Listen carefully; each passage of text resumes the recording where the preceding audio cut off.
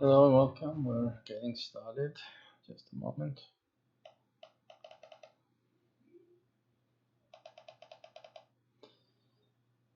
Just now getting started. One moment, please. Already.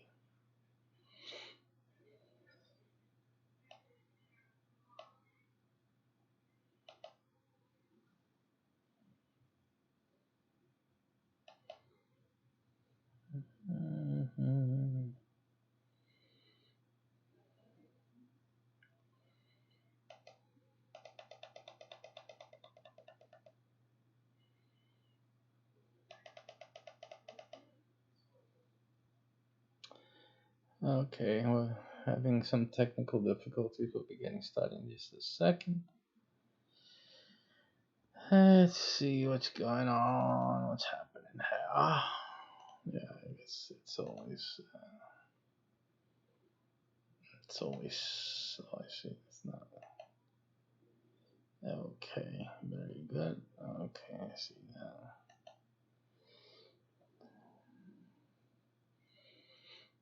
Alrighty, so we're getting going today.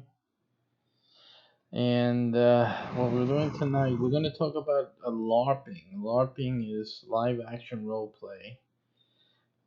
It's a big part of Spaceparium, especially in the early days.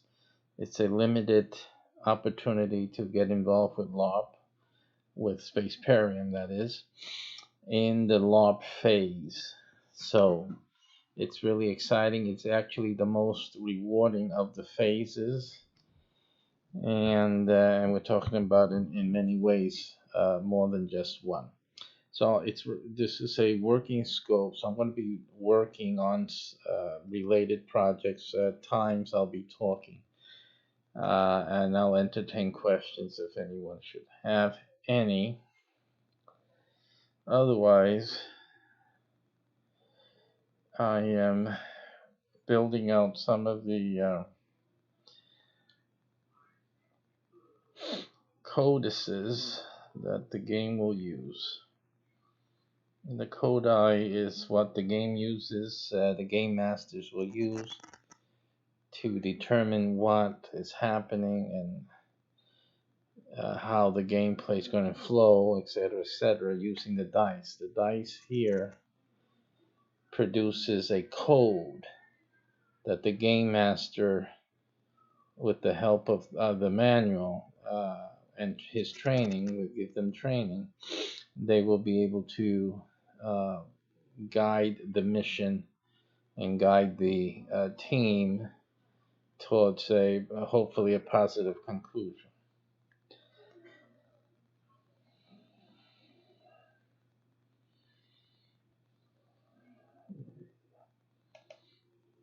So let me get our chat rooms open here. Anybody want to chat? We'll also be talking about developing games. Anyone has has a desire to develop a game, you can talk about that as well.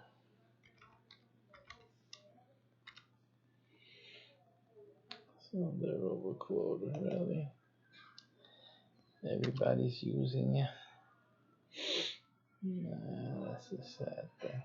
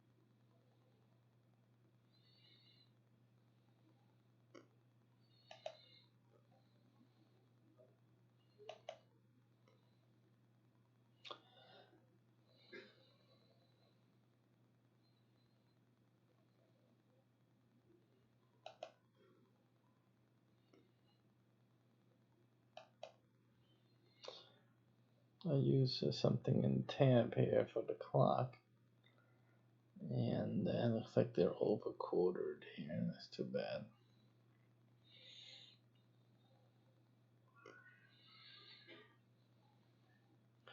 That's too bad. They're using the nap everybody wants.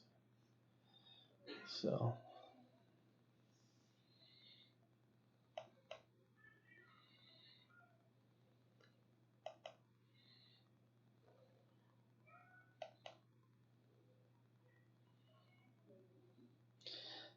we'll get the clock from the government. It looks like official US time.gov.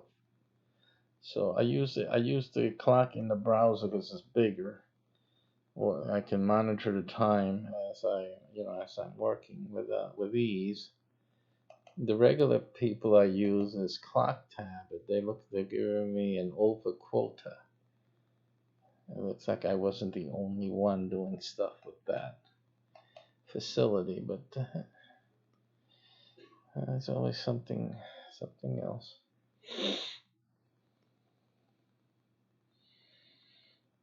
So we got that going for us there.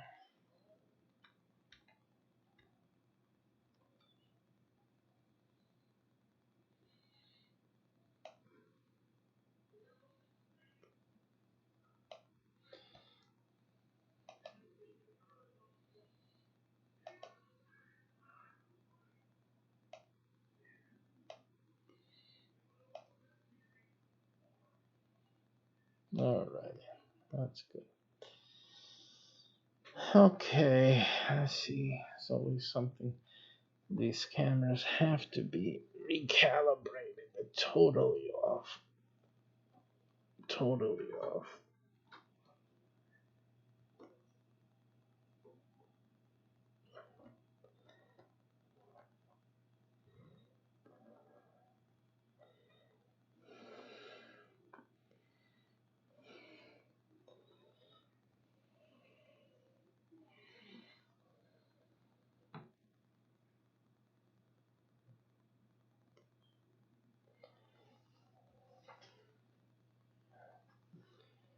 Yeah, that's right. This stuff is, or at least I'm not sitting straight. Right. So we got that going.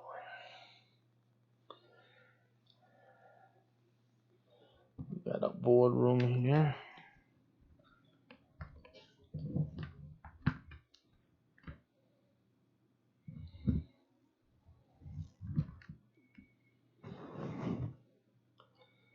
Alrighty.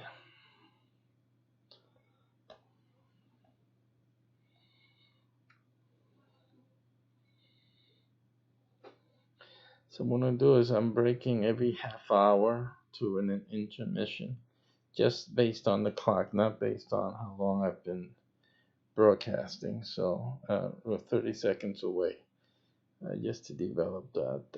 habit to do that. So we'll be breaking away in a few seconds and coming back.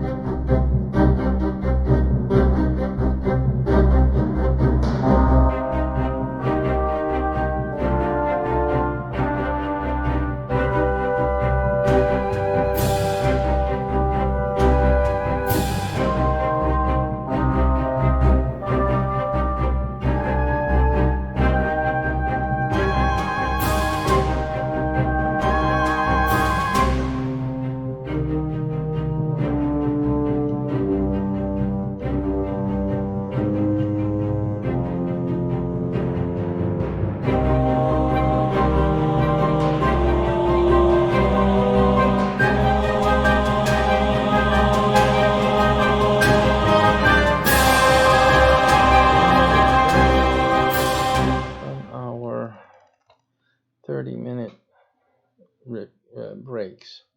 They're going to be every 30 minutes. It's going to go into that.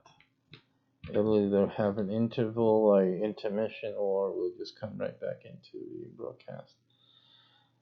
Okay, so what I'm going to be doing is creating some new foci. Didn't I save this? It looks like it didn't save last time. Yeah, that's what it looks like. It looks like that. So let me make another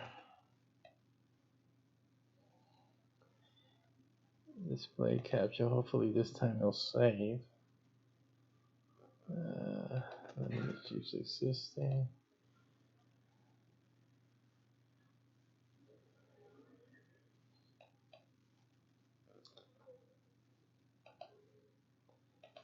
And we'll use existing. We'll reduce that. The size. Oh, I see. It's not the one that we want. That's why. Huh. Oh, yeah. I see. I see. We did the same thing last time. It's just terrible. This is just terrible. And really, it's just a terrible thing. Okay. I understand what I did wrong. Now, this is going to be the code eye.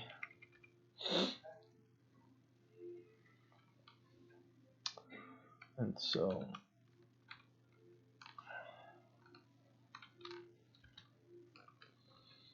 that's the first position die. Die 2. Die 3. Die 1.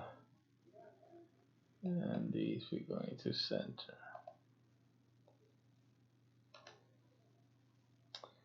We're going to insert some rows.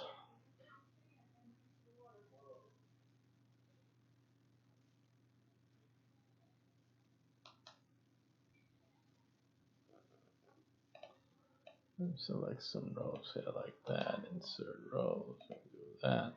Okay. And so basically here we're going to just put the code is 1. And we're going to we had prepared some missions that we wanted to take care of. So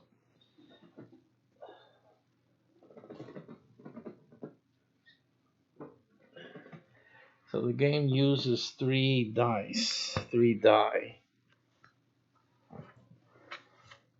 The first die concerns, depending on the mission type, of course, um, dictates a general area, division, department, etc., section. The second one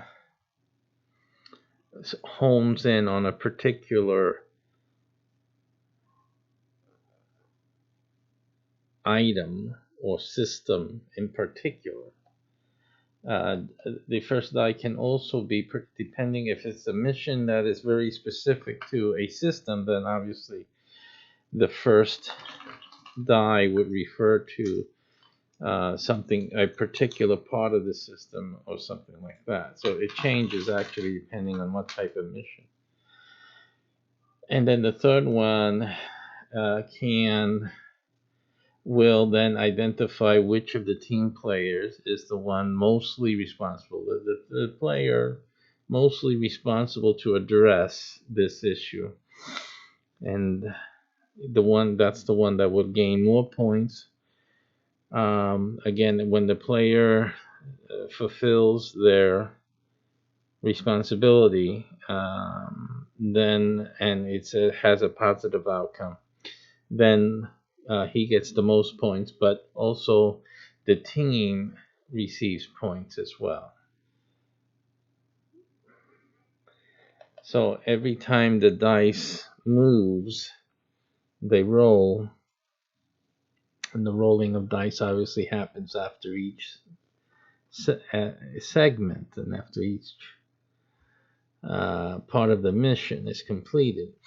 Then it rotates to another player. Sometimes it's a random roll. It's quite possible that the same player plays twice because it is randomized.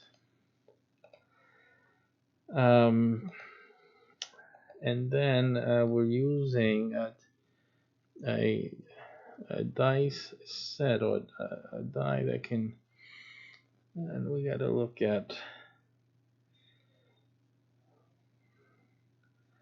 I believe most of the dice that we've been entertaining will usually go up to 6. So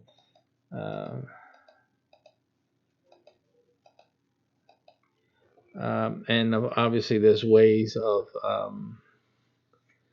of adding to it. This is simply adding a multiple beforehand. So it could be the multiple of 1, 2, or 3. I mean, you can use the 3 die, the 6 number 3 die system for a whole mess of different outcomes.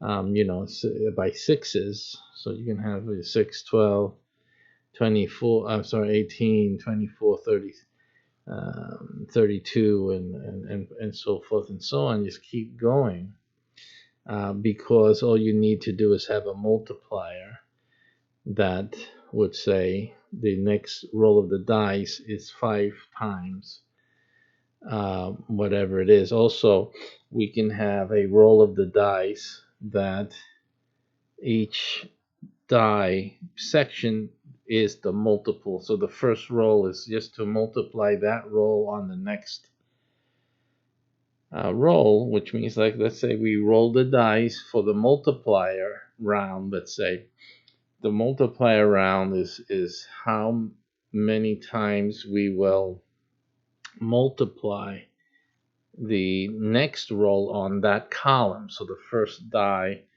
let's say just say for argument's sake, you got 1, 2, and 3. The roll of the dice produce 1, 2, and 3.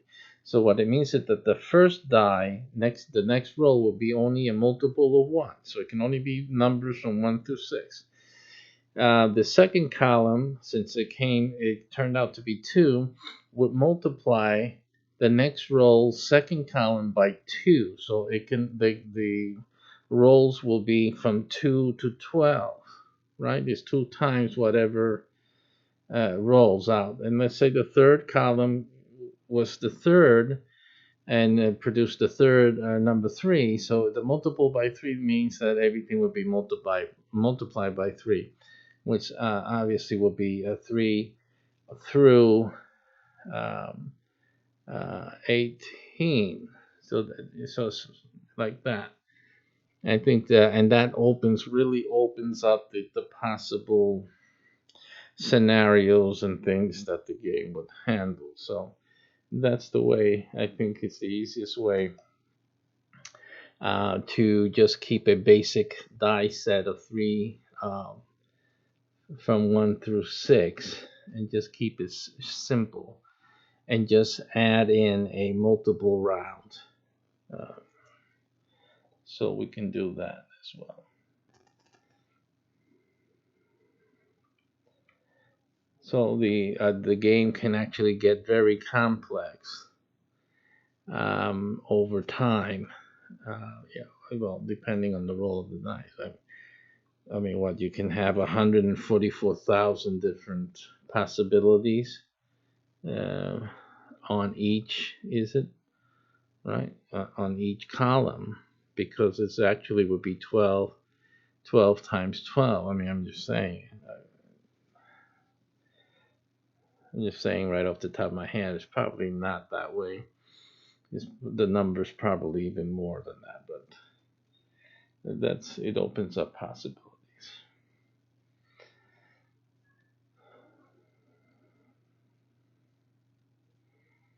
So, because these dice here will only roll from 1 through 6, that I know. Right? In our boardroom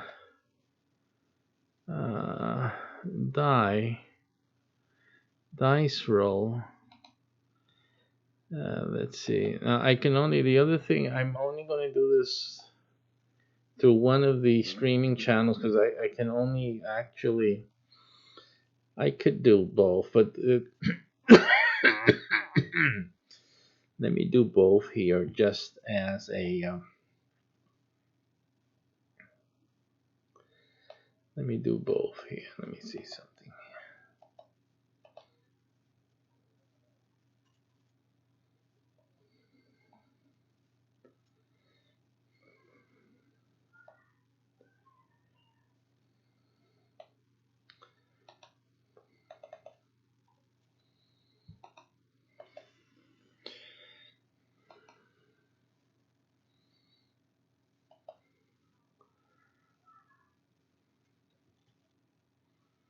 Let me reset that. Let's see if we can reset that here for ourselves here.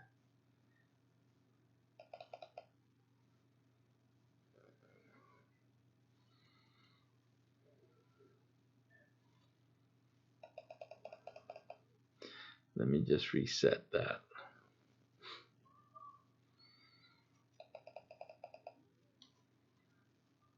Okay, so that came back in as expected. This though, it says interaction, but I don't see. Let me see something. They're supposed to be.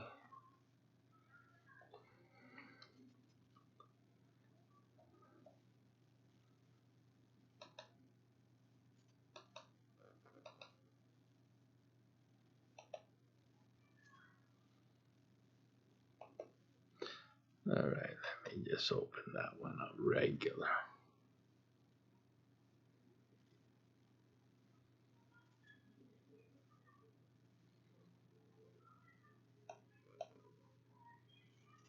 That's the regular one.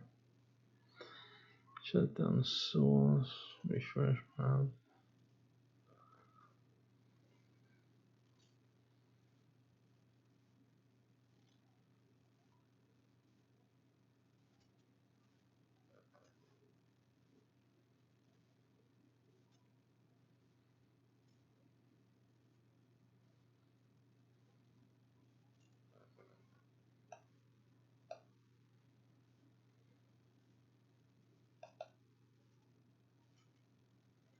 Okay, so I can do it like that. Let me try that again. Right, so you see that the dice is moving, is changing. So let's say we had applying the example we gave before. What's showing now on your screen is the 4, 3, and 3. So going by what we already, what the test or the example I gave was that the first multiplier roll was 1, 2, and 3, just to keep things simple. And so the first number, now that we rolled it, this is a 4. So the first one, so when I do the codex, so when the game master goes into the codex for this mission, he will look for number 4 to see what it is. It could be referring to a system, it could be referring to a situation, whatever. Then the second one is the particular problem system, again, depending on the mission. It changes what's in column 1, 2, and 3. So it would be more particular, more detailed. And then the third, and then here it's a 3, but since it's the second die and the multiplier roll had the second die be a 2, so that means we double whatever the next roll on the second die is. So it'd be 2 times 3. So then actually that number would be a 6 to look into the codi for. And then, and just like if the second one was a 5, it could have been a 6. So then, like the highest number would be 6. So then it would be 6 times 3. That would make it 18. So I can have, let's say, up to 18 different particular problems or events or whatever happening on the second die and in the codex. So we can have up to 18 for a mission. That's a lot of options, a lot of possibilities, a lot of randomness going on. And then the third one would indicate the team member. Of course, the team members, the positions, and particularly the ones that are playing bridge on the bridge with the game master, who's always the commander of the ship. They will have an assigned number or numbers. Again, depends the type of gameplay. There are times where, let's say, you only play with the 6, so then they will get a designation in any of the multipliers, depending on, let's say, each one will have 3, because if the highest multiplier is the 6, so it would be, you'll actually, well, no, that's incorrect, but 6 times 6, right, would be 36. So actually, and let's say you had 6 players, so then you would have, each player would be assigned 6 numbers. So 1 through 6 would be one player, 7 through 12 would be the other player, etc., etc. So that's the one way that can be played. However, usually when we're playing these games, when the game master will be playing, there'll be more players connected. The ship complement will have 100. So in any given night, you should have the whole complement watching and participating in the gameplay, contributing. It's almost like if you're on Twitch and even YouTube, let's see, most of the video with chat enabled will functions sort of like how this will work. The 100 crew members always are expected to show up for the gameplay. Not all of them are bridge officers. bridge officers are rotated throughout all the crew. So all the crew do have an opportunity to play as bridge members.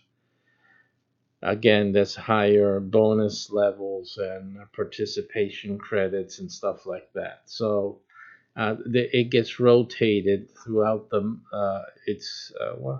The frequency.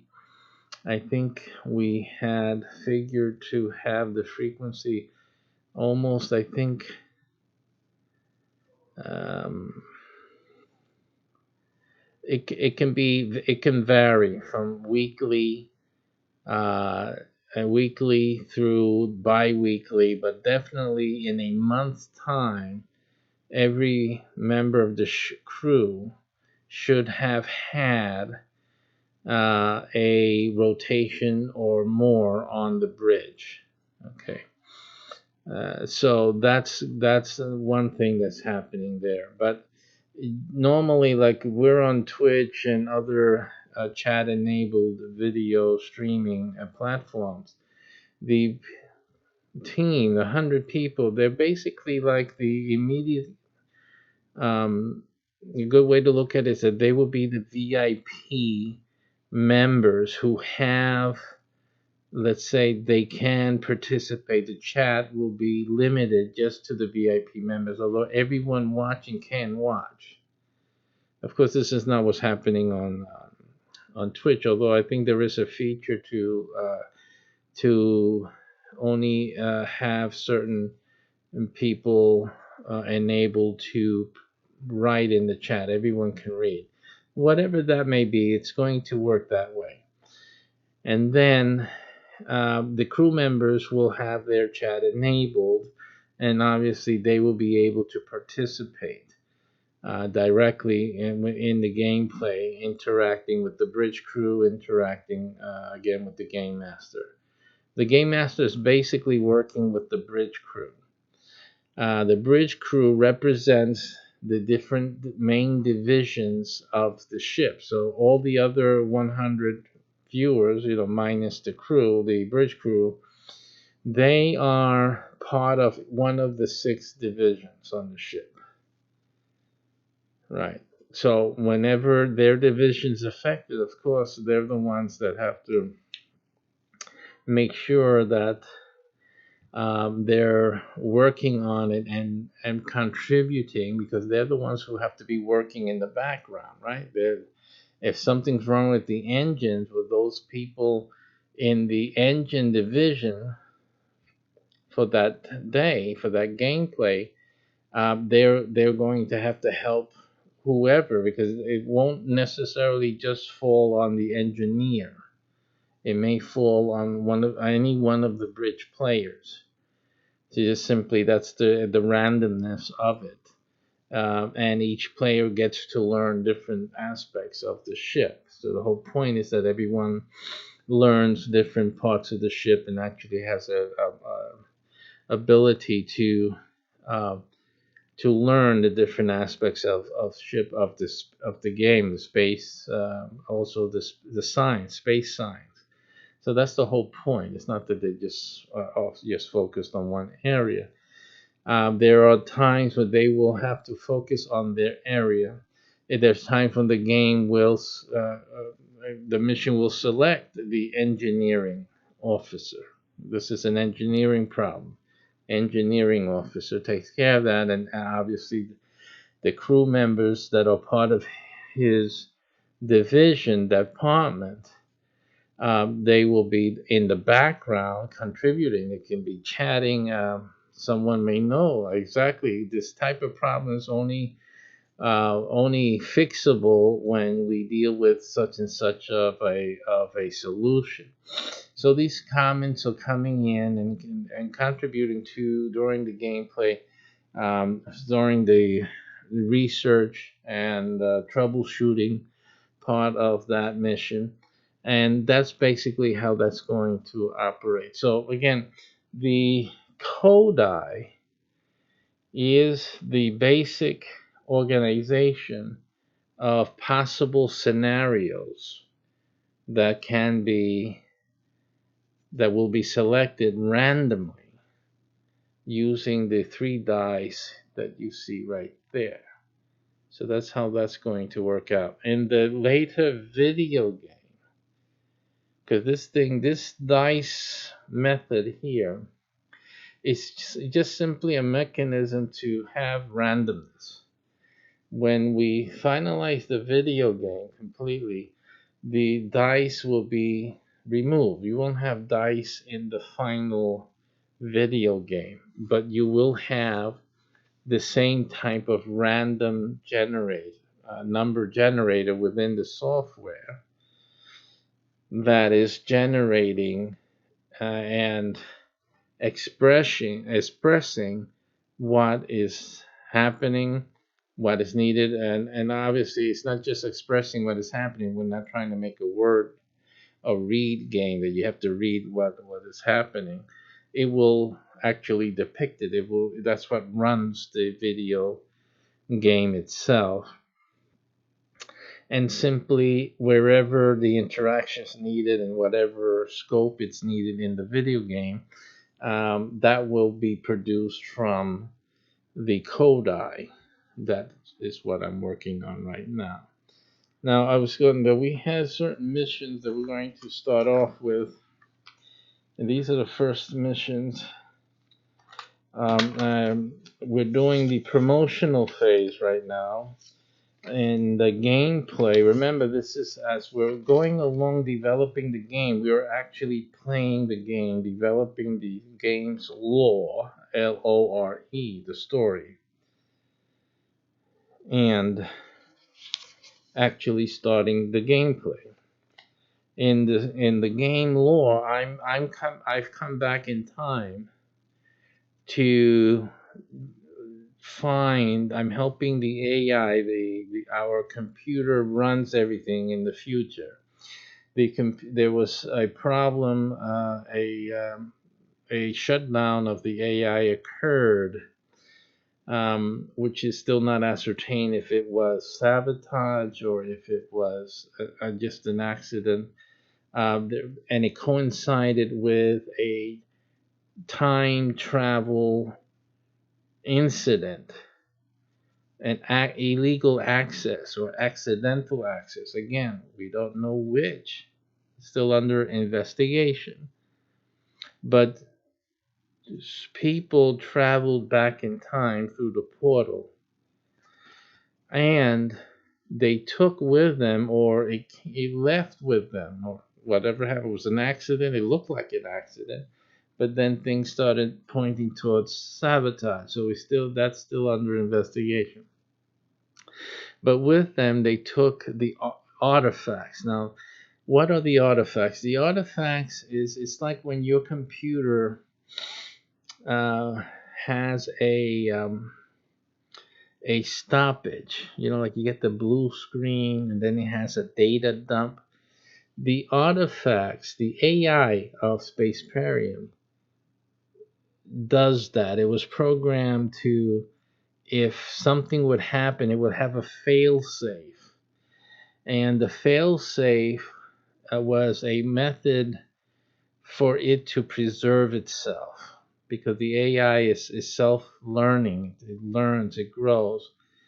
And in order for it to save what it learned, it can regenerate itself, but it needs to dump whatever it had and was working on.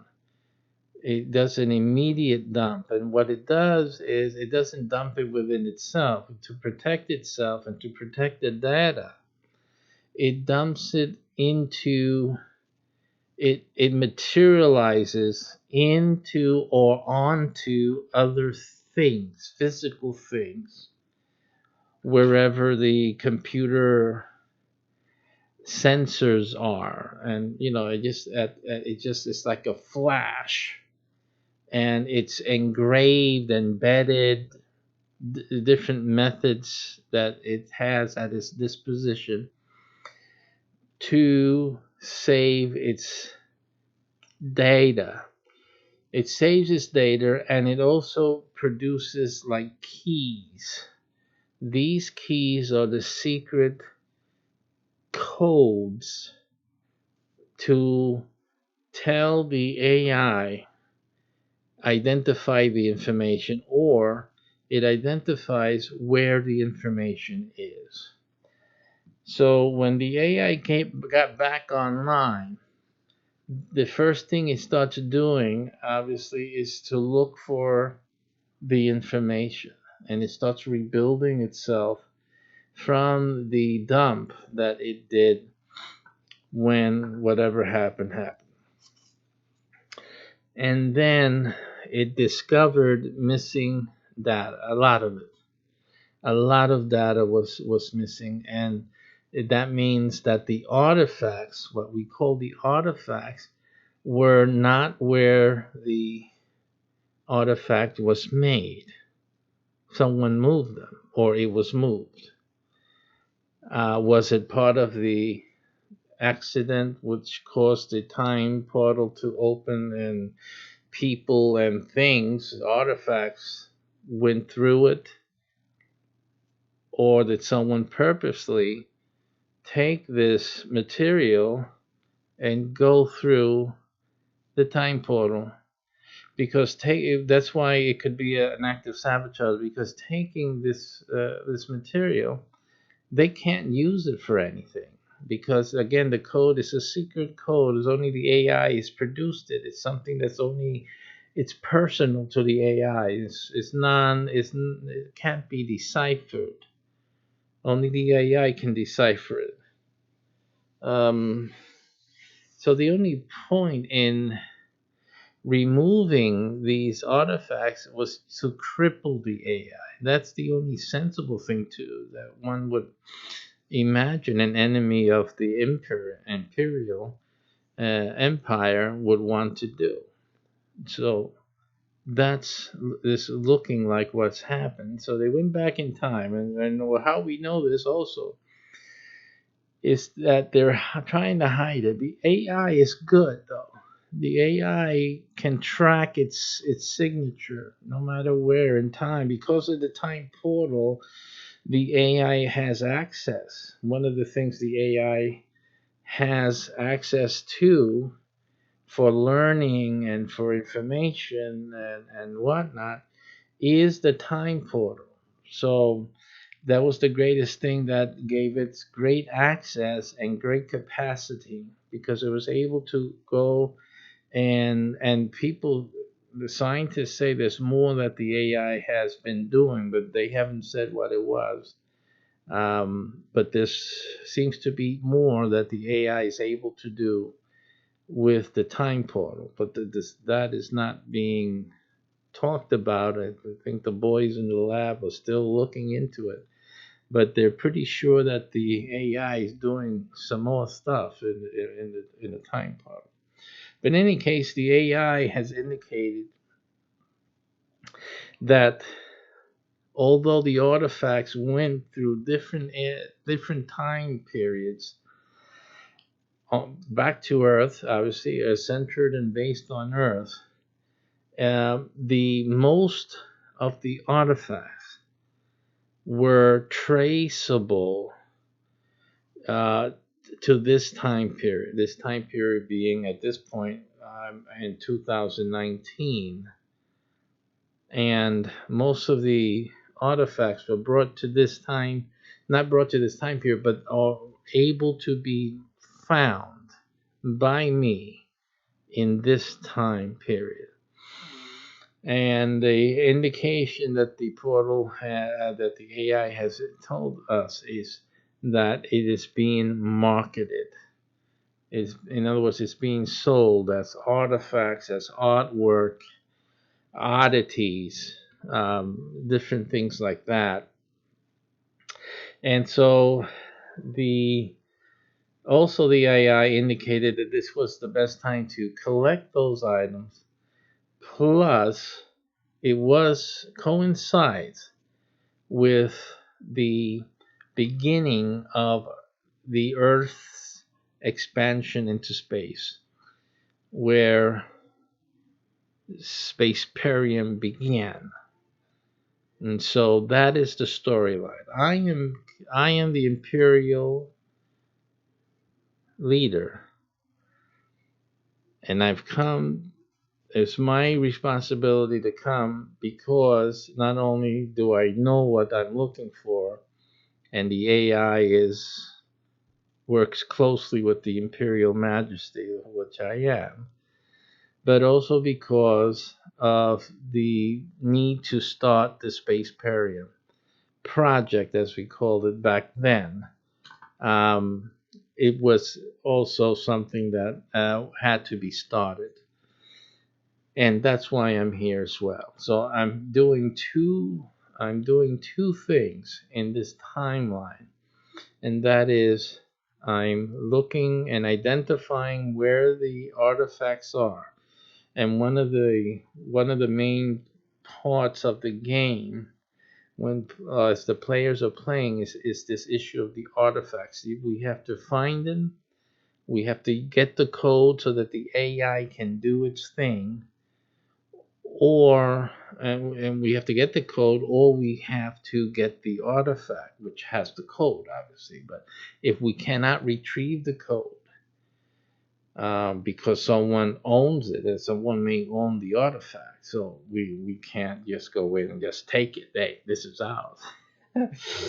But if they, and my job also is to convince these people to let us access the code. And then, unfortunately, this time period, everybody wants a buck, and they're looking to make the economies based on this and that. They bought these artifacts. A lot of them are artworks, but works of art, works of historical value, to Earth people in this time frame. So it's not an issue that they're just going to give this guy what they spent thousands of dollars in obtaining. So my job is to at least convince them to grant access, even for some monetary value, and to let them access the codes. And in that way, the players access the code. The AI is able to use the code, and that is helps everything come back into place for the AI back in our time. So that is the main storyline in this for the beginning of Space Perium. So that's pretty much going to dominate our activities for the next few years here, literally. And in the meantime, also while that's going on, we are building the foundation for the Space Perium program. So that is what's happening. Again, I haven't come by myself, and I haven't come without any tools. So the Space Perium program is actually ongoing right now on the Earth, 2019, 2020. That will be starting in a few weeks. The ships are being built. So these things are going on right now. So that's what we're doing. And we're preparing and recruiting our crew members. Now, the crew members, this is real, what I'm going to say now. This is real talk. The people who come in first to play the game, and there's a limit to 100 per area. These are real characters. Whoever comes in is going to be a real character in the game. Okay, as it goes along, the development of the game, these are characters, official characters that will be in the game. So that's one of the things. That's one of the reasons. And I'm talking about the game's history and storyline, and in the future, as the video game is released, these are characters in the game. You will be a character in the game. The 100 who come and play now, the ones who join Space Perium now, as well, the game masters. You guys are the commanders, and you will always be the commander in the game, in the video game. So it's not just that you're coming to play a game and you'll see how this goes, and then you're actually going to be a permanent character in the video game and in the history of the game, period. So that's you're making history, at least Space Perium history. So that's another, I guess, a benefit, a feature of coming in and either becoming a game master, which I highly recommend, one per area. So it's not like everyone can do it. You're not going to be able to. It's just very limited that way.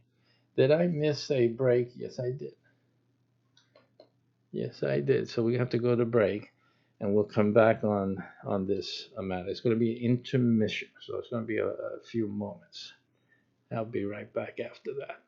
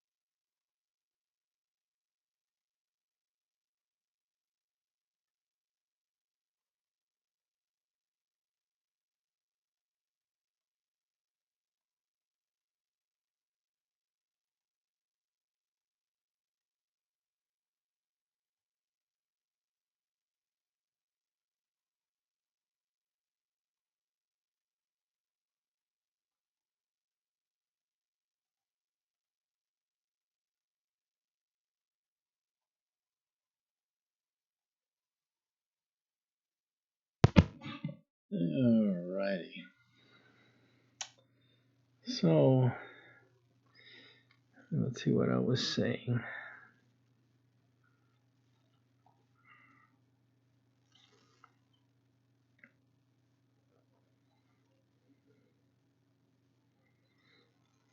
Okay.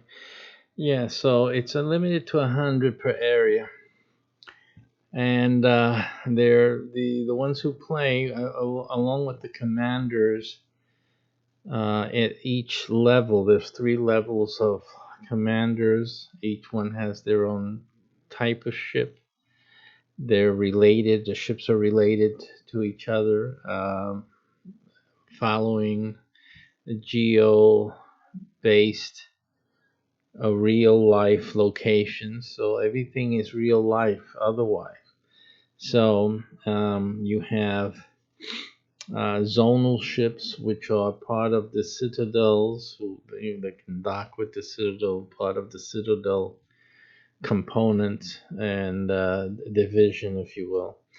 And then you have the statal, and each of these ships um, have a component, a complement of 100 crew members, plus their accompanying lower hierarchical ships. How did I get that out? I don't know. So that means that the staddle ship has all the citadels, accommodates the citadels actually, and the citadels accommodate all the zonal ships.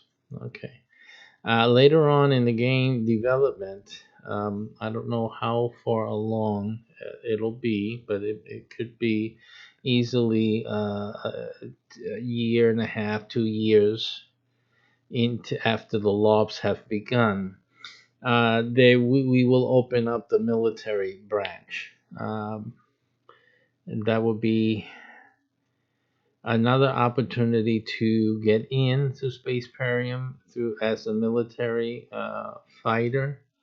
The problem with that only is that the first choice or the first recruits will be from the previous players.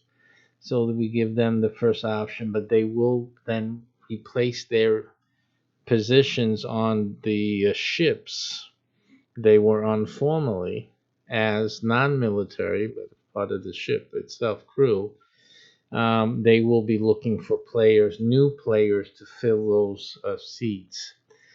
So that's how that will work. And that's again all happening before. That's still LARPing. That's still the LARP phase.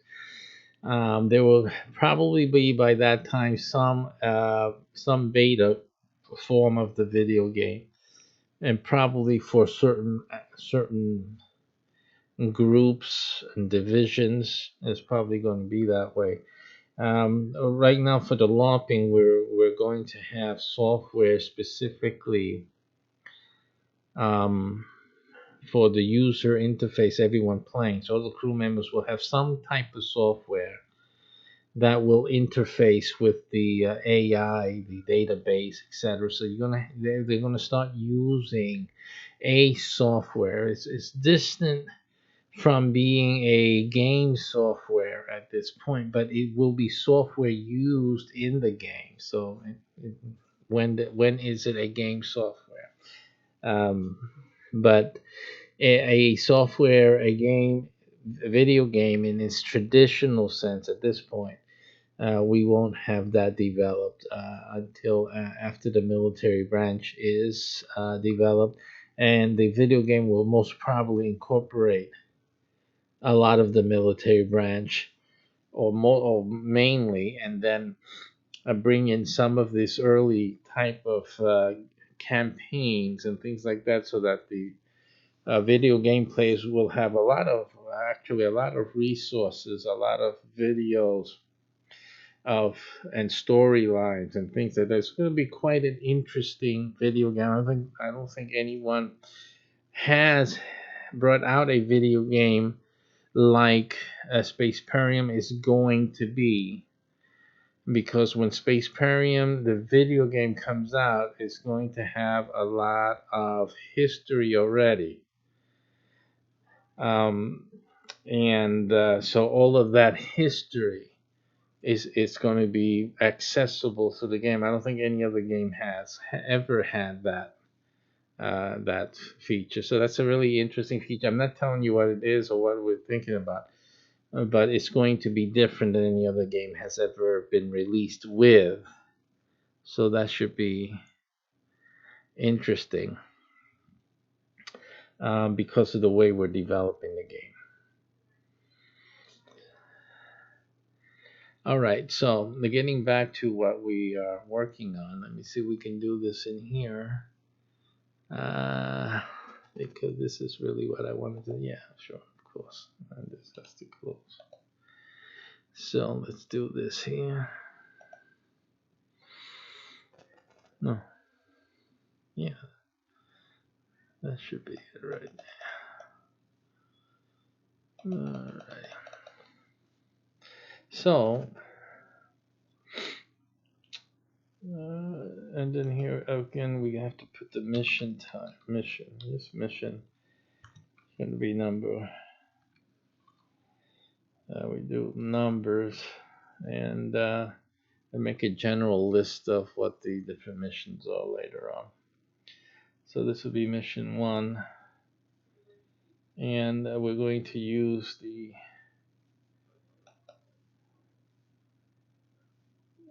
dice numbering. We're going to insert a column here, just so that we can have our numbers. And what we're going to do is go up. What did we say? 6. It would go up to 36, didn't it? All right. 6 times 6. So. 30. Oh, I'm sorry. I'm looking at the. This has to be 36 here. Okay. So. 6 times 6. Let me see. Yeah, it has to be 6 times 6. It's the highest number that will be able to be rolled with the multiple. Because the highest multiple will be a 6. So it can only be the highest multiple with the highest number, 6 times 6. That's it.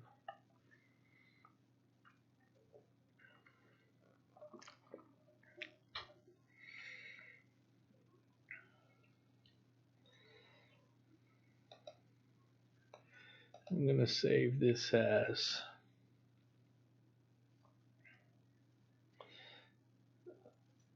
I have a codex here, by the way. Let me see. Yeah, so let me do this codex. Let me put this date here so we can 12 5 19. So we got 2 codi, and what I'm going to do, I'm going to open up the old one if that is indeed what it is. So we're just going to look at it and see if that's actually what it is.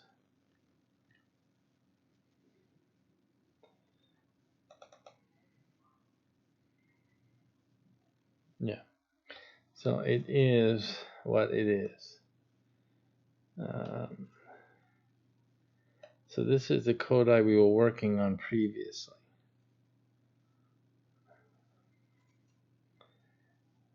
And I'm pretty sure there's another one, but that's in my other computer waiting to be resurrected.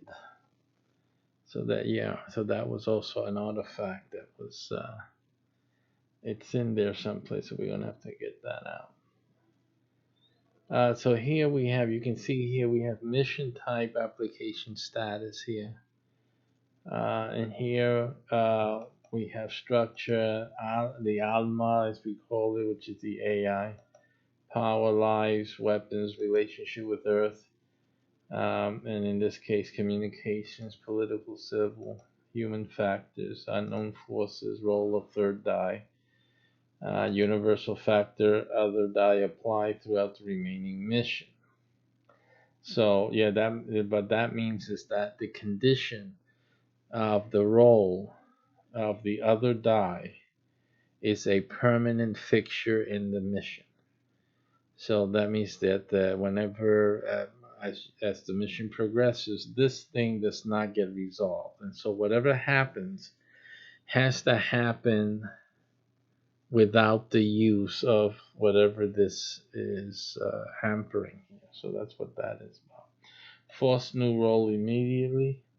Complete element affected by other dice. So whatever element this is, and in this will be element affected by other dice. These dice here will the dice here will determine the this element's fate throughout this mission. Here it says missing parts, personnel, staff, or one player removed. So this one's a killer because this one removes a player from this game when this is drawn here, and that means the rest of this mission is played without that part of that personnel or staff. So everything here affects the outcome, obviously. And then we have a government leader is affected by the other dice. So whatever these other dice seem to imply, it applies directly to the commander. If it's a colony, because some of these games missions will occur on a colony, so whoever the leader of the colony is will be affected here, as well as the commander if it's on a ship. And let's say if I'm playing a mission, it will affect me during the rest of this mission.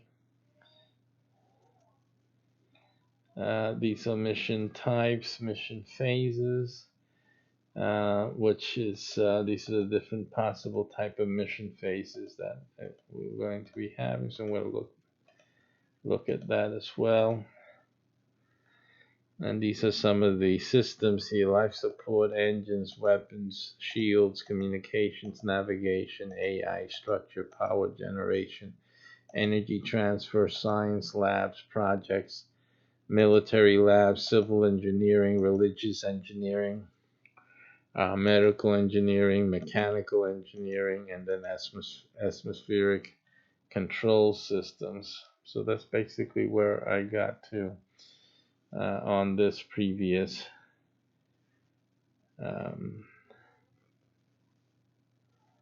codex.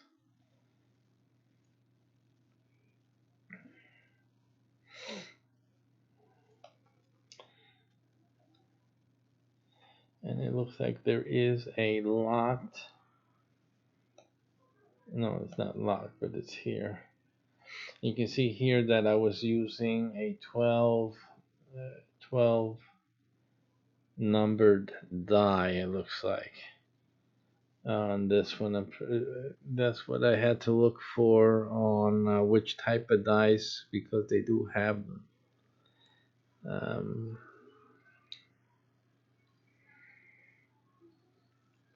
So I was wondering which type of dice we're going to use. But I like the 6 system. It makes it simpler, at least for the on the video here. We have the 6 numbered die. I'm sure you can get the others. But with the multiplier thing, the multiplier, which I can probably just add the 4 die into this stream and just have one as the multiplier and only consider that one when the multiplier roll is had. So something like that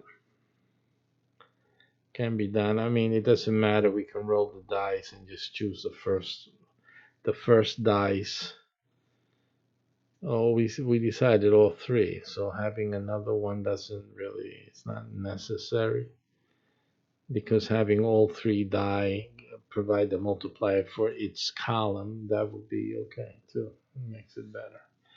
All right, it's, yeah, instead of just one multiplier for all. And again, I can do that as well. That could be something on a mission basis, or a role can determine that if the first number applies, if the second number applies, if the third number applies to all of them or each one in this column, all that can be decided. So let me just take this out of the way. And let's go to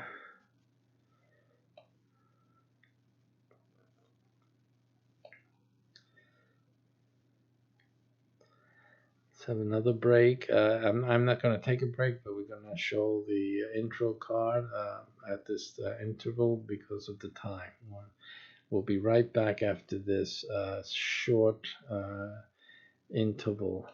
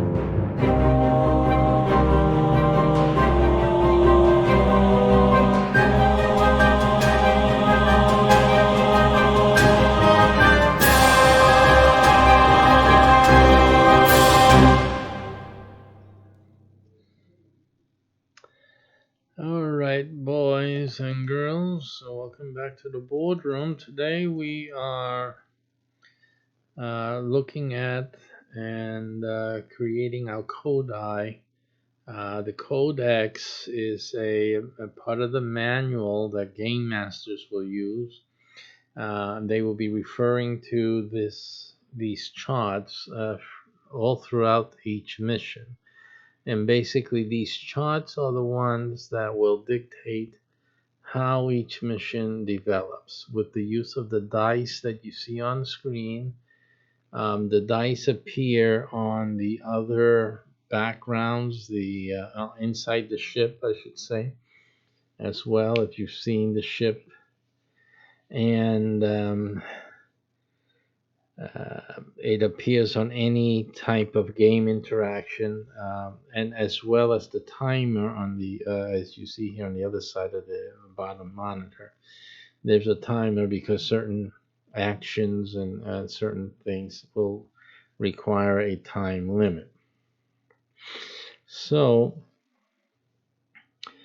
and as we were discussing, we were deciding pretty much on staying with the 6-number die, the die that goes from 1 through 6, because, and adding another mechanism, another layer of roll of the dice to determine multiples at certain times, right, during the game.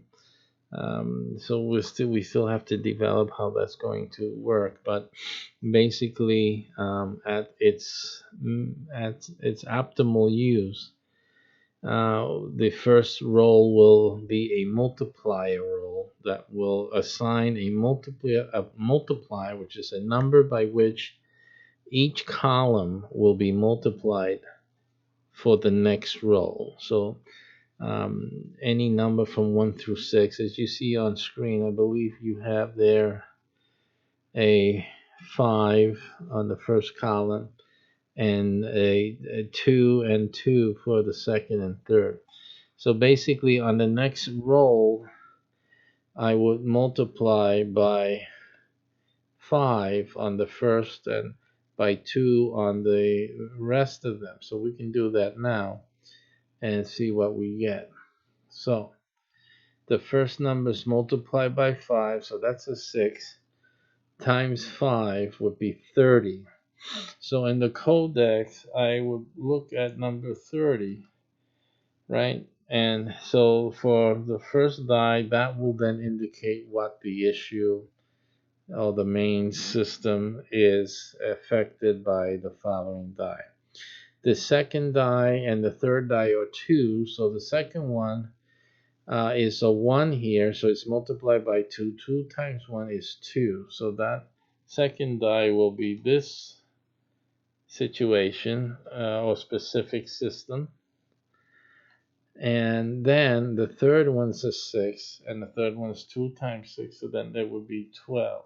So basically, what we're seeing here is, and as you can see, the third dies, and on this type of first roll after the multiplier, let's say this was the first roll of the game, the third roll would mostly indicate a player that would have to respond to whatever the first and second die were. So you can have up to 36 players um, on any roll need to participate. And again, usually for the bridge complement, you have about 6 to 10. And again, you don't have to have anyone else participate, although there are 100 crew members that have to participate at least once a week. They will have to participate, or else they start losing some of their points.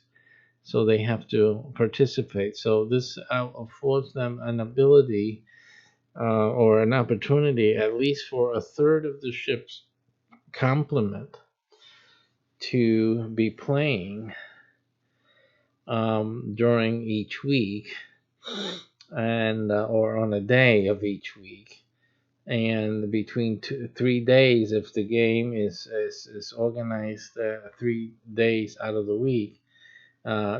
It's mostly is to give opportunity for all of the ship to participate at least once a week directly. And this is a directly participating because they don't need to participate directly, but they need to participate. The others can be contributing with the participating members here. And so that's also all they need to do to at least satisfy the requirement to be on the ship doing something. So basically, that's how that's going to work. But it's good that, and again, the game master will make these determinations before the game begins, just like you do a board meeting, a business meeting, or the Senate, the government has its meetings and sessions. It has to find out how many members are present, and that establishes then what you call the quorum. That we have a quorum, so that like the Congress can do business, can vote, and because we have enough members present. The same thing is going to happen when the game starts up. The game master is going to determine how many players are present, and then how to distribute the third position crew member identifier, if you will, so that the majority of those who are playing will be able to play. For example, if there was like 45 people that were committed to playing this evening, then I only have 36 positions here, right? So what we can do is then the game master can have teams, can split it up into teams, or he can rotate so that the first roll will be the first 36, and then when the second roll comes, the next roll comes, then the other nine members that are, that weren't playing in the first roll can rotate through, from 1 through 9, then, and the others will like move down, and he can do that as well. If all 100 are there at one night, he can rotate between three rolls, three complete sets of 30 players assigned to those numbers. So again, this is the game master does some work here in order to make sure that all players play directly if they're present. So that's the way that's going to happen. Indirect play is just as good as the direct play. So, except for the fact that the direct playing affords more bonus points, right? Because the participation is greater. But those who are not directly playing in any aspect, in any part of the game, they're still receiving points. They receive points from all the contributions. So as long as they're contributing, they can receive points for that. Again, the game master is the one watching and seeing that and making some notations, and they're able to record that and send it to the AI, and then their scores will be adjusted, credited according to the game master's report. The direct players are obviously getting more a bonus directly because they're the ones that will be reporting directly to the AI. So that report generates more bonus points, obviously. So everybody wants to have a chance to get the most bonus points. So they're going to want to, you have to afford them the rotational opportunity. All right, so this is a little bit about how we're preparing the gameplay. So let's talk a little bit about our LARPing experience. A LARPing experience is going to take place in real life, in a real property, land, and it's going to require that players actually go on vacation. But instead of going to the Bahamas, they're going to go to a location for the LARP here in the U.S. It's going to be in a U.S. location, and as the game develops, it will go into different. All the states will have these LARPing locations for Space Period. It won't be for any other LARP. We're not using. The other LARPs are playing every which way and whatnot. Our LARPs are very special LARPs. They're going to be very high tech in where they need to be. And we're planning a lot of special effects. So you're going to go there. You're going to go there, and you're going to have an experience. It's not going to be like any LARP you've ever been to before. At least as far as I can see. LARPs I've seen, they will have nothing in comparison to what we're planning in ours. So let's see. Okay, yeah. We have notification for it's already past 12, I believe. So is it time again for a break? Oh, still got in a few minutes, 15 minutes. Okay, so that's going to be the difference. So we're going to eventually every citadel at least will have an exclusive LARPing experience, and then obviously the Statel, and then we'll have the national. Again, the LARPs will be competitive, especially though. Let me go back there. The LARPs will mostly be competitive to a degree, but they're mostly training lobs. In other words, they're mostly lobs intended to have reproduce some in some way, some aspect of space science, space, and mostly space colonization, some aspect of building, of survival. Not that you're going to be out in the desert trying to survive.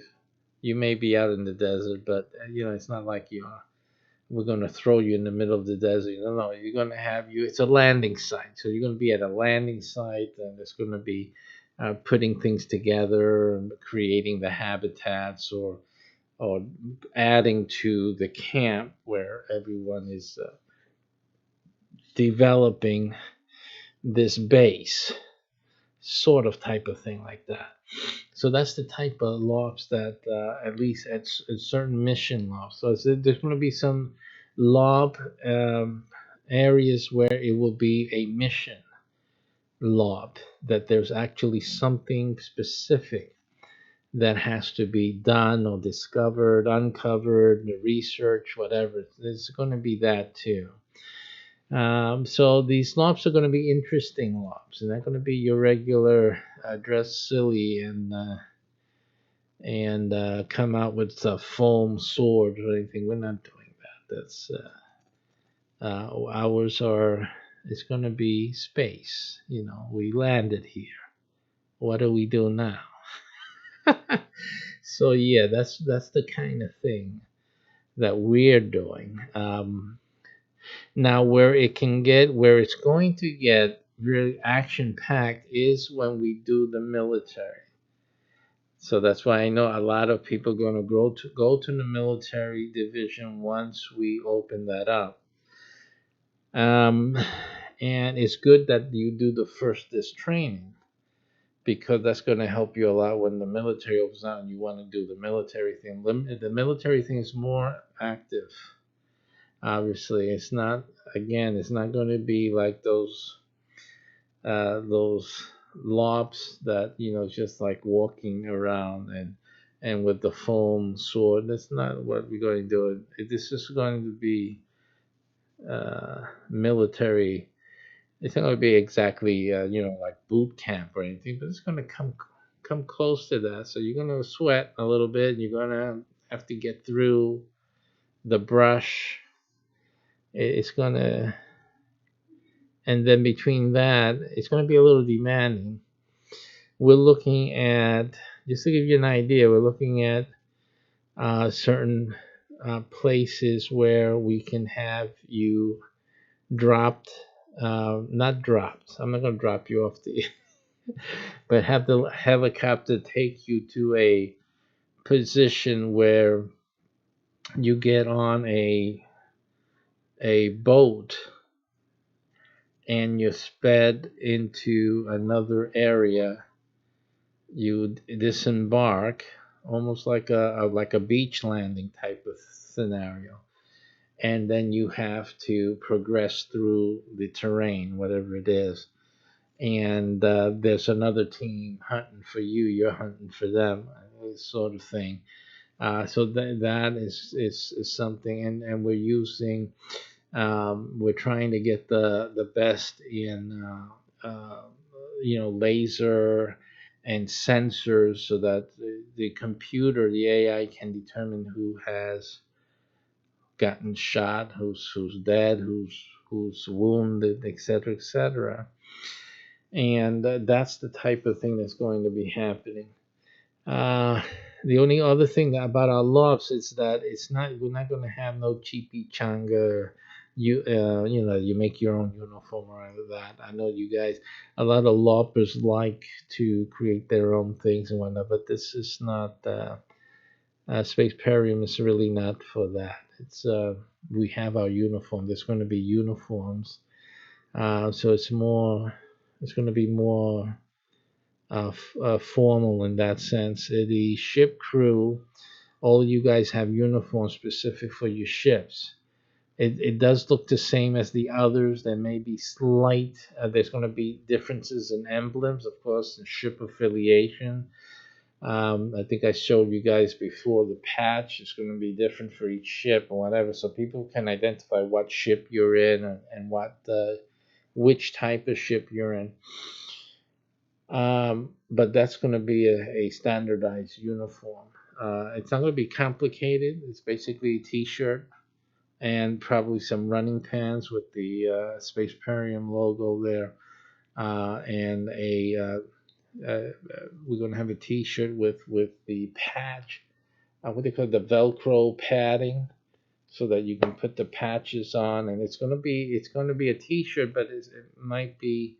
We're going to try with T-shirts anyway. I guess the first generation, and we'll try the polo shirts after, but I think the first generation will be T-shirts, basically with the extra padding, the Velcro padding with pockets and the patches, stuff like that. So it'll give it more of a what do you call a uniform, uh, slightly militaristic, but then again not so. But it will give that idea. And I'm going to play around with the colors to make it look more, enhance the uniform look to it. But um, again, what we're trying to create is a look of space ship officers and crew members, not so much military, but very close to it. Very military, but it's not like combat military. It's like you're on a spaceship, and you're taking care of engineering or something like that. But there's a little slight similarity to, obviously, anyone looking at you say you're in uniform. Are you, what type of group is this? I've never seen that type of uniform, T-shirt. So it's going to be uh, like a hybrid T-shirt uniform type of marriage there going together. It's going to be interesting, especially that first generation. If the T-shirt thing works, I mean, we'll keep it. Um, but then we want to try the polo shirt, something like what I'm wearing now. And then with the patches on there, this is a more bulky a shirt. I think you'll need it for winter areas where it's a little cooler. Like right now, I'm in Florida, and you can still feel the cool of the cold that's outside. Not that cold actually, but it's not summertime. It's not the regular Florida weather right now. It's at night. In the winter, it does go down a bit. But I imagine the guys up there in Minnesota and upstate New York and all that's freezing. So the polo shirt in the winter may be a better thing, especially we're broadcasting. It's enough for outside. As inside, after you take off a jacket, a coat, or whatever you wear, and then you have that underneath. I think better than a t-shirt in the winter would be the polo shirt. So it might be that we keep both versions, polo shirt and for when it's colder outside or evening, and then the t-shirt for the hotter weather type of thing. And so those are possible developments with the uniform. But my point was that you're not making, this is a lot where you don't make your own stuff. You make we and since it's modernized, I mean, we're Spaceparium. Uh, Most of the things we're going to use are tablets and our phones. Use an app. I'm going to turn that phone into the communicator. We're going to turn it into a phaser, right? Using an app and that connected to the computer. See, so all of that's going to get hooked up. We're going. That's what we're going to build all that out. So at best, all you're going to have to worry about is downloading an app for your phaser and communication, and to turn your phone into an official Spaceparium. communicator and phaser, and also one that records what you're saying to in order to create reports and to submit it to the database. All of that will be connected through an app. I think it's a great idea. So I mean, why So that's the most of creativity that you're going to have to do is download the app. But then at least you'll have the technology. So that's what we're looking at doing. Everything's going to be technology. So for the law, the uniform's taken care of. The technology for the law, communications, the recording of data, and all of that. So that's taken care of. The game master will always have the Kodai on his tablet, his or her tablet, and the connectivity with the database and all of that. So that's set with that. There's really nothing more to be created in that sense. When the military battles go on, I mean, it's all laser and sensors hooked up to the computers. Um, it's going to be more technological. You will know that you've been shot. There'll be some type of light or some type of buzzing going on or vibration, like they use for the technology's here already. So you got. We just went to a panetta this evening.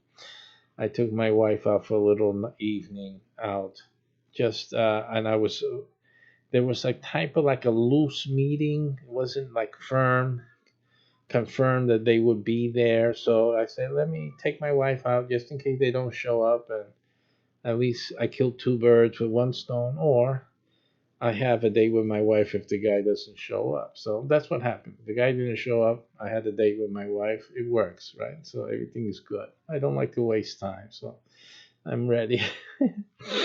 So, in any case, but at the paneras, they have that, and other restaurants, you have that vibrating disc, and it has red light, and it goes zzz, right when they ring your number up. So something like that would be perfect.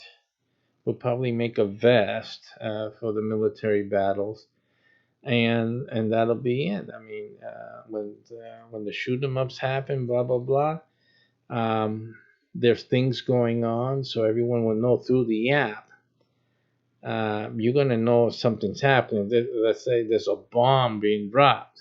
You only have 3 seconds. The duck.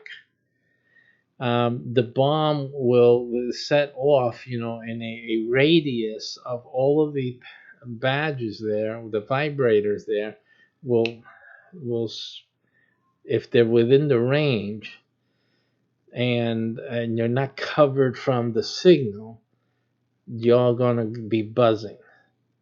See, so something like that. Then you have the individual ones that you got you with the app, zip, zap, and that's it. So stuff like that. That's what's going to be happening. And with special effects. So with the special effects, you're going to have explosions. You're gonna see and feel fire. And there'll be things blowing up. There'll be lights and flashes. This is not going to end. There's going to be things going bump in the night. So it's going to be quite exciting. We're going to have vehicles. So in certain missions, certain military encounters, there will be vehicles. Same thing with the vehicles. Vehicles are going to have the tag, and when the vehicle gets knocked out or there's a big bomb dropped or whatever, it's going to go buzzing. That's it. It's out of commission. Things like that. So it's going to be a lot of fun. A lot of excitement, action, and whatnot. So it's not for the faint of heart. Absolutely not. I wouldn't recommend if you're having heart problems, you shouldn't go out on one of these laws. Not the military ones. You might as well just do the others, the training ones, and stuff like that. But anyway, in the beginning, everyone's going to be doing the training one. Everyone starts that way. You cannot go into the military without the training laws first. So that's the first phase in any case, in all cases. And of course, that won't be true with the video game military because it really doesn't matter at that point. You're playing the military game. You're not at a LARP, and you won't be able to go to the LARPs unless you go through the training LARPs first, and then you can go to a military LARP later. I'll develop that system a little later on, but usually the LARPs are just for the core players. The core players get great benefits though. So they're, again, like these are vacations, so there's money involved, but there are benefits for the LARP, the early adopters. You guys later paying the video game and whatnot, and then you want to go and go to the LARP and participate in that, and also gain points and things like that. It's going to be a little different, but it will be open to you at that stage. And then, of course, to going to the military law, when you've been playing the video game and whatnot, then you go to have the real life experience of the LARPing version of it. I think that's quite fascinating. I think it's going to be a lot of fun for you guys, personally. And we have another break. One moment. We'll be right back.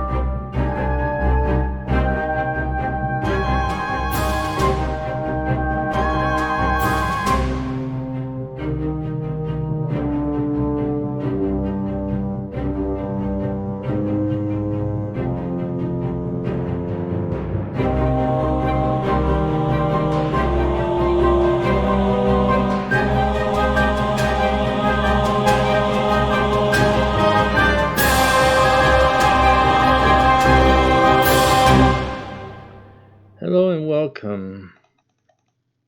This is the Reverend Dr. Gilberto Rosado for Spaceparium. Hello and welcome. This is Reverend Dr. Gilberto Rosado for Spaceparium. I'm here to talk to you about the Spaceparium game that we are currently in development. And one of the it's going to be a video game, right now it's going through different phases.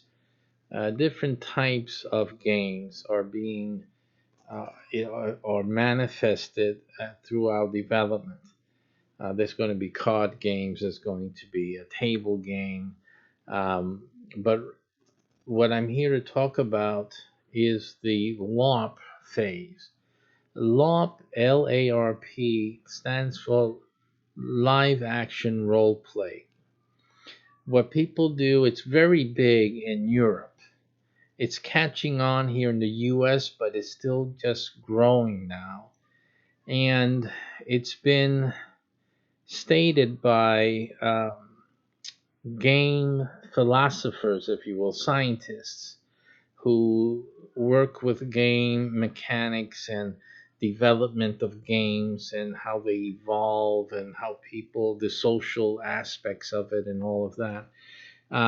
What one of the greatest ones have indicated was that LARPing, the live action role play, will eventually grow big in the US, in the USA. And they expected a new advancement in that type of gameplay that will really just make it take off and really make it very, very popular and in the US. Up to now, these LARPs, you may have seen them, and you can always do some research. I mean, I can show you some. I guess I can show you some lobs online so that you can see at YouTube. So let's just take a look at samples of some lobs here so that you can get the idea of what I'm talking about. And let's get you to see the screen here. So I'll be going away for a moment. I'll be right back, so don't get worried. No one get upset or anything. Don't feel lonely. You hear my voice calming you down. Okay, so what we're going to do here is look at some lobs so you can get the idea. If you don't know what a lob is, so if you can see these pictures, I won't play any of the videos here. But you can see these pictures. The people gather in and they dress up in character. You see, they got fake swords and stuff, and they engage in battles like they would play the game. And so that's a lot of people. Again, most of these are European, Canadian as well, and it is starting to take on footing in the United States. Okay, so you get to see this, and there's different types and whatnot. But what you mostly notice, if you mostly notice in the ones that I showed you there that pop up on a regular search on YouTube, is that they're mostly um, they're mostly stories and medieval in character. You know, the sword play, medieval time. There's one there that was more of a English mansion or Tudor type of time period. There's some that are, castle type of stories behind them. So that's basically people make up their own costumes and they prepare their satchels and of magical potions and stuff like that. It's fun. They like to do it because it is fun for them. It's like anyone with a hobby. And usually the players that play, they're very passionate about playing. So that's one thing you can say about that. But um, it's talked about often by leading I call them game scientists, mostly like philosophers. They examine how games evolve, and one of the notable ones have stated that the U.S. will develop. I don't think he particularly said the U.S., but he said that LARPing will soon eventually develop into a newer type of experience, and with that, it will gain great popularity. That means a lot of young people and middle-aged people, even experienced LARPers like the ones you've seen here, they will really hold on to that, really want to, and do even more, and more people will be LARPing in the future. As you can tell, those LARPs are a little ancient, they're medieval and whatnot, like I was previously stating. But Spaceparium, the game that we're working on, is not. Our game is futuristic. There is like a handful, there may be a handful. I saw only one actually on Reddit that had anything to do with space. It's one that's a spaceship oriented, and they're basically copying Star Trek. Okay, so well, that's in existence. They're starting out. I don't know how successful they're doing. You know how well they're going to be, but that one has nothing close to. It's nothing close to what Spaceparium is actually going to be, and actually is right now. We are more technology oriented, and we don't use people making costumes. for themselves. And there's nothing that our lofters will be creating for themselves. Um, our loppers have a uniform. There is a uniform. They'll have to get the uniform from headquarters. They're gonna buy more like you see the Boy Scouts have a uniform, the Girl Scouts have a uniform. And you have the different age groups, explorers and whatnot. We have our uniform. They're gonna have to get our uniform. So they look great. Everybody's looking spot on. And so that's what's going to be happening.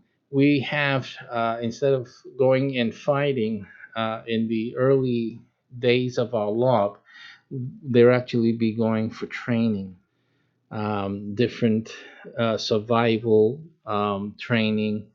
Again, like if they had landed on Mars or they landed on some distant planet, some other faraway galaxy, how are we going to survive? What do we need to build?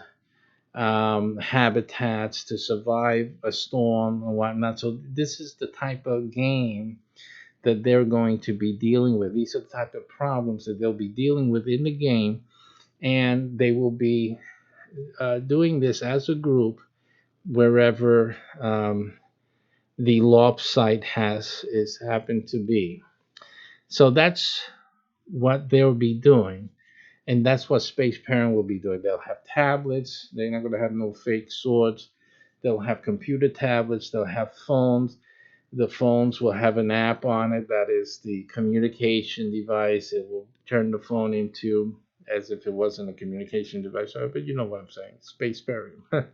And it will be a weapon like Star Trek has, or they will be using the phones. So nothing's going to shoot out of it. It's just that the computer, the app will record what's going on and everything that's happening in the group.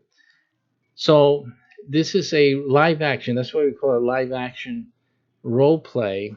And since our game is it's more technologically advanced than the others that are out there, we are very confident that our game will become very, very popular.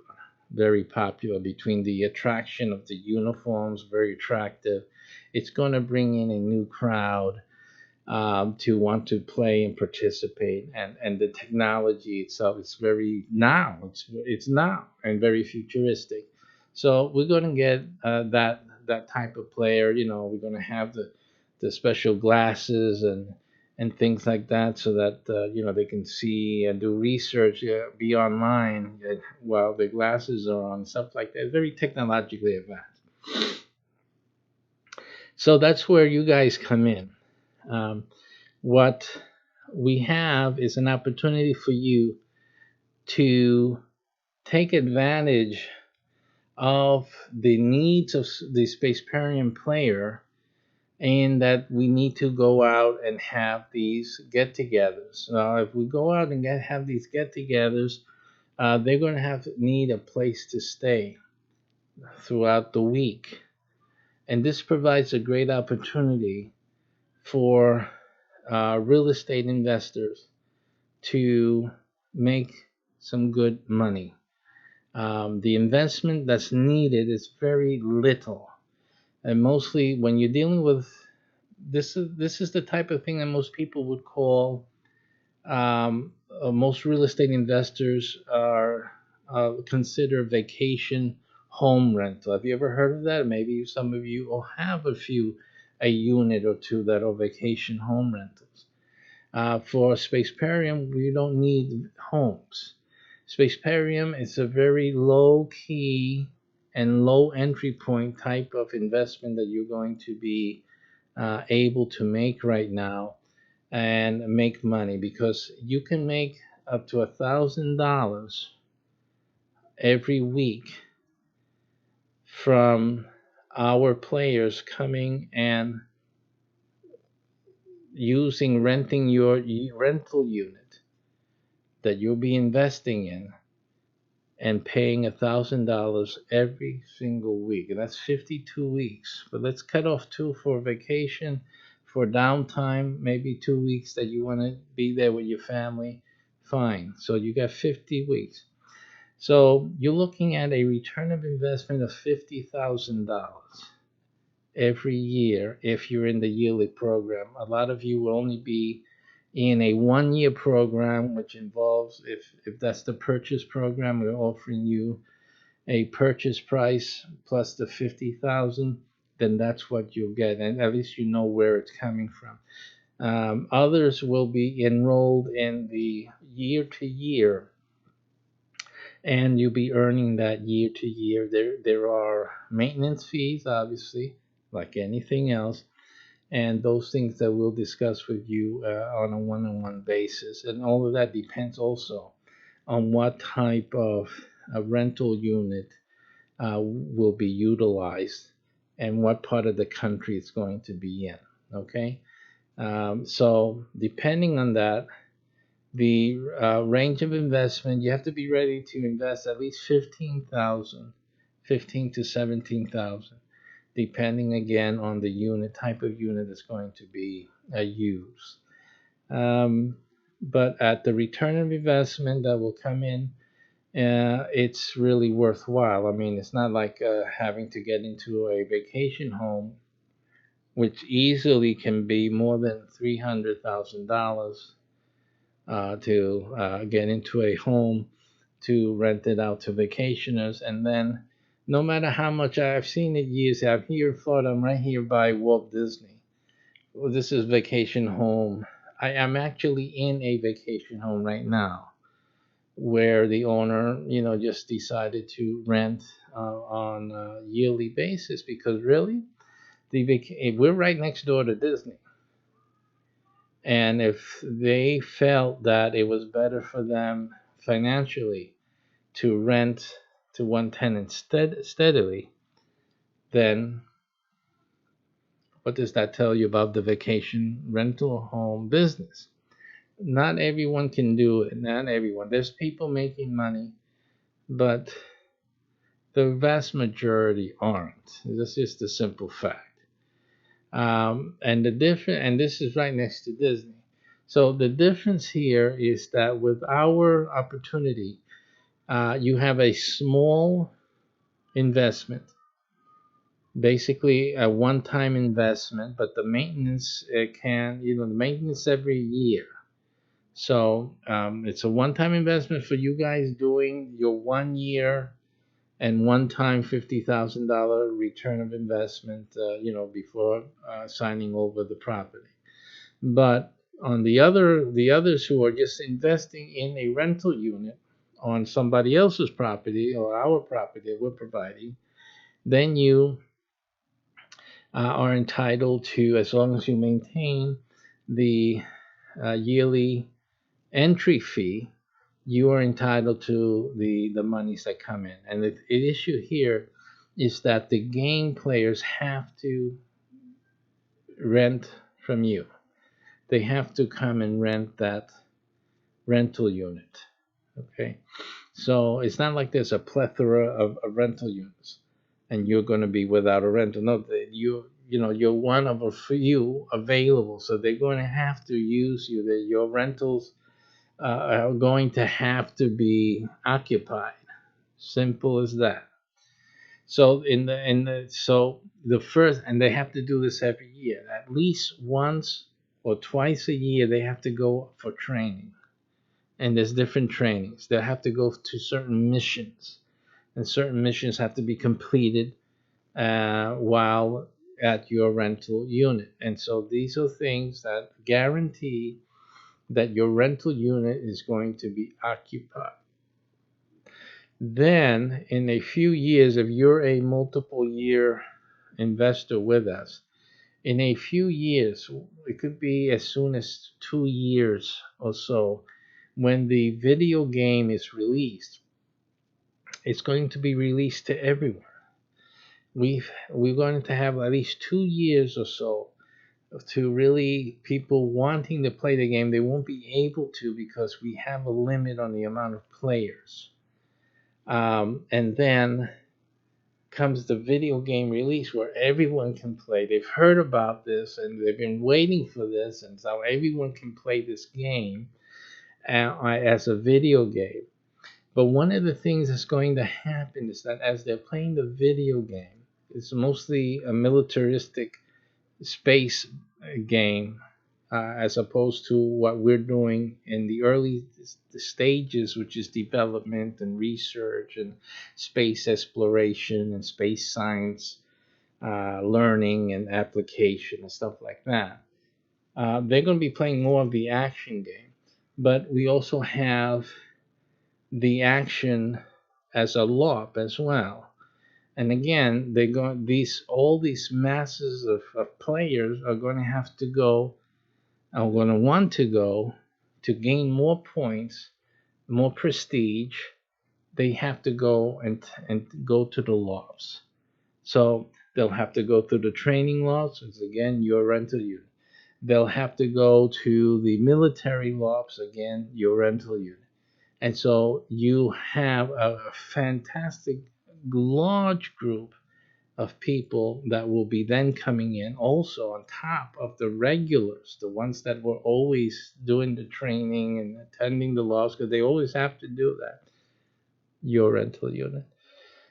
In the US, the first phase of the LARP, the capacity of the first stage of the LARP reaches 1.5 million users.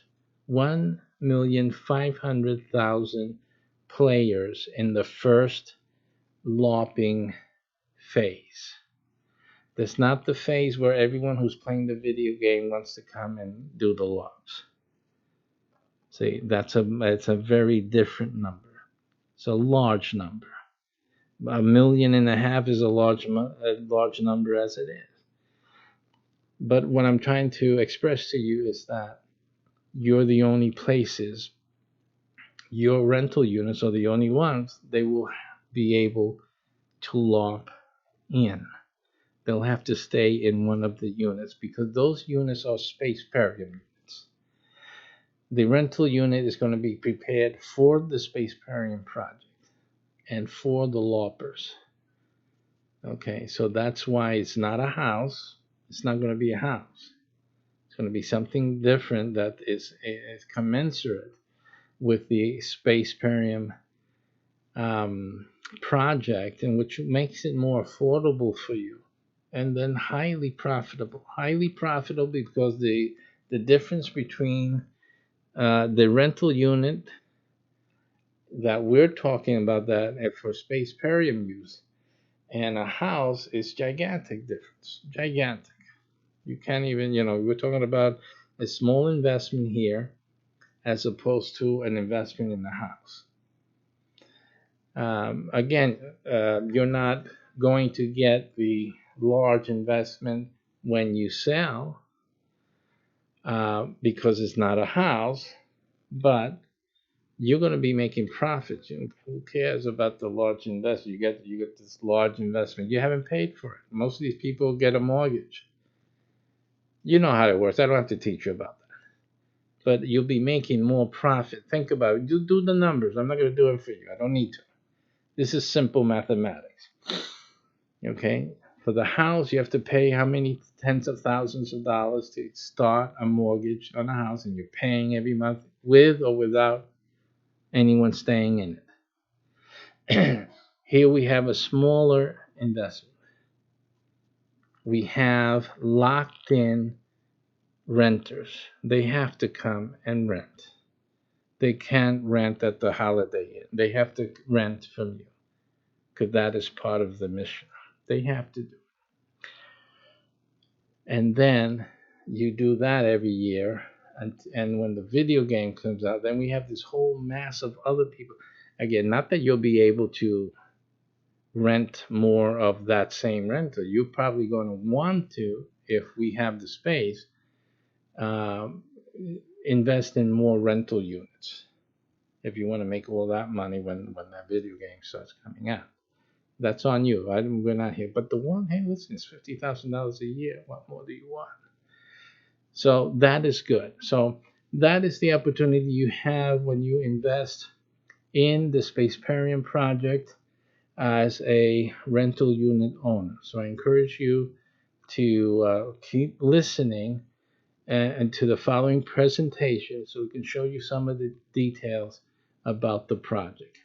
Thank you for watching, and hold on now for that presentation.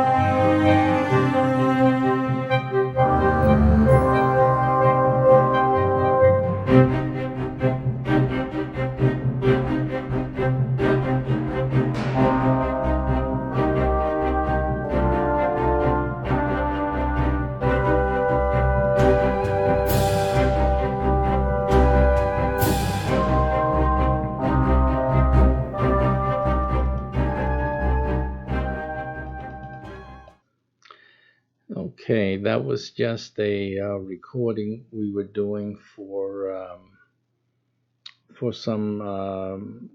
some presentation that we'll be preparing for investors in parts of our space pairing program. So I'm killing 10 birds here with one stone while we're working here on this. So that's why I do what I do. Alrighty, let's go see. I'll be doing, if you are looking at that while I'm waiting for the presentation, I'm not doing that presentation right now. I'll do it at another day and prepare that. I'm just checking in on what's happening over here.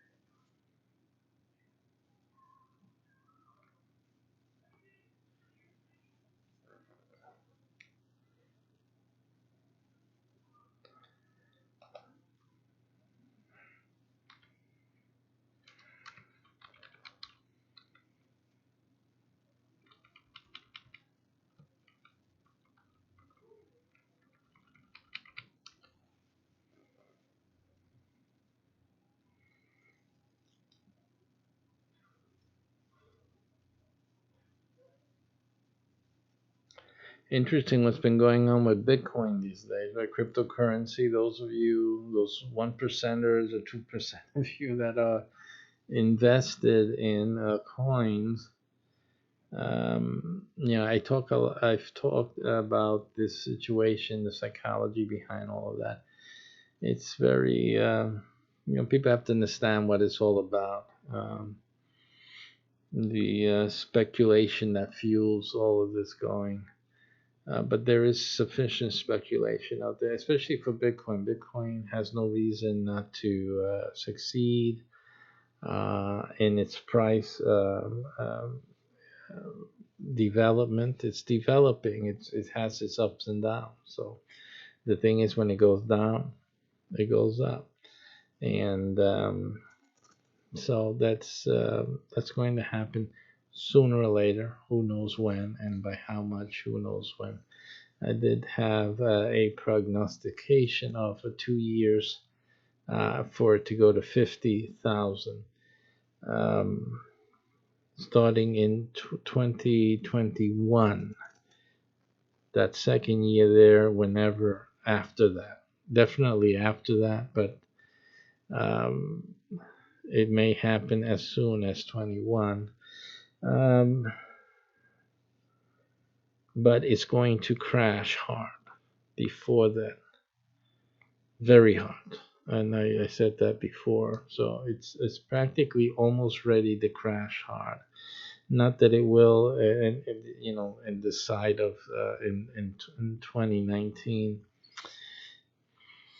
But it really doesn't have anything supporting it except for previous speculation. And speculation is speculation, brother. So there's really nothing to keep it from falling. Just because it falls, it doesn't mean it's going to stay. It's going to fall because of speculation. That's the only thing holding it up. But because of speculation, it will always come back up. So, and not only come back up, but come back up with a vengeance. So that's going to happen. The issue is, when, obviously. But if you're into these crypto, into Bitcoin, I can't talk about any of your cryptos because you're really taking a risk there. But if you're in Bitcoin, you gotta take it, or else you can't be in Bitcoin. Don't be in Bitcoin or any of them. You can't take the loss because you're going to take losses. Now, and again, it's something, a good point they're saying now out there is that you really don't take a loss unless you sell at a loss. If you hold on to it, you can't take a loss. So their point is definitely valid. But a lot of people, the people who are highly speculative, they're highly scared. They don't have the stomach for it. So that's the give and take about it. You guys aren't speculative. Those guys holding, you're not speculative. You guys aren't speculative.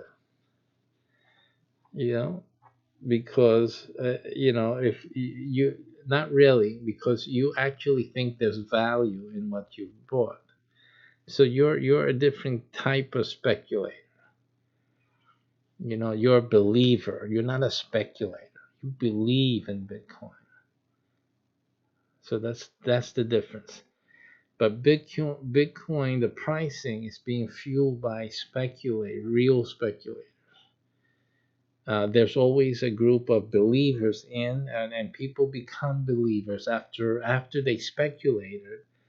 What do I do now? Because they've gotten scared. You guys had your scares, but you guys resisted because you matured enough in the space to say, wait a minute, I'm going to hold on. This is going to happen.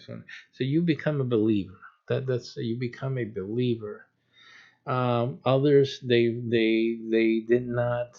They got too scared as speculators, and they sell. These are the guys who are going to sell out. And also there's other issues that occur, but these are the ones that sell out. They see the price go down. It's going to go that hard. That's what's coming up. So only the people with the stomach for it, real believers, are going to stay in. And then it's going to start rising. I don't think Bitcoin's ever going to do a shoot up. It'll do some jumping here and there, but it if anything's going to be speculatively advanced, heightened in value, then Bitcoin's the one. I don't think any of the other coins are going to make it. Not before Bitcoin does. Bitcoin has to do it first. And after Bitcoin does it, then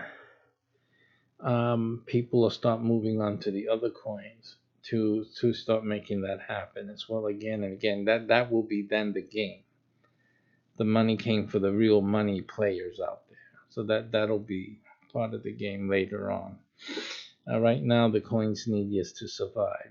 You have to wait, and it can be years. It really can be years in actuality. The fascinating one that I've been looking at of late is XRP. That's the most fascinating one because they're trying to make it speculative. You can see they're really trying to make people hype about XRP. The problem is that the method they're using is counterproductive, is counterindicative.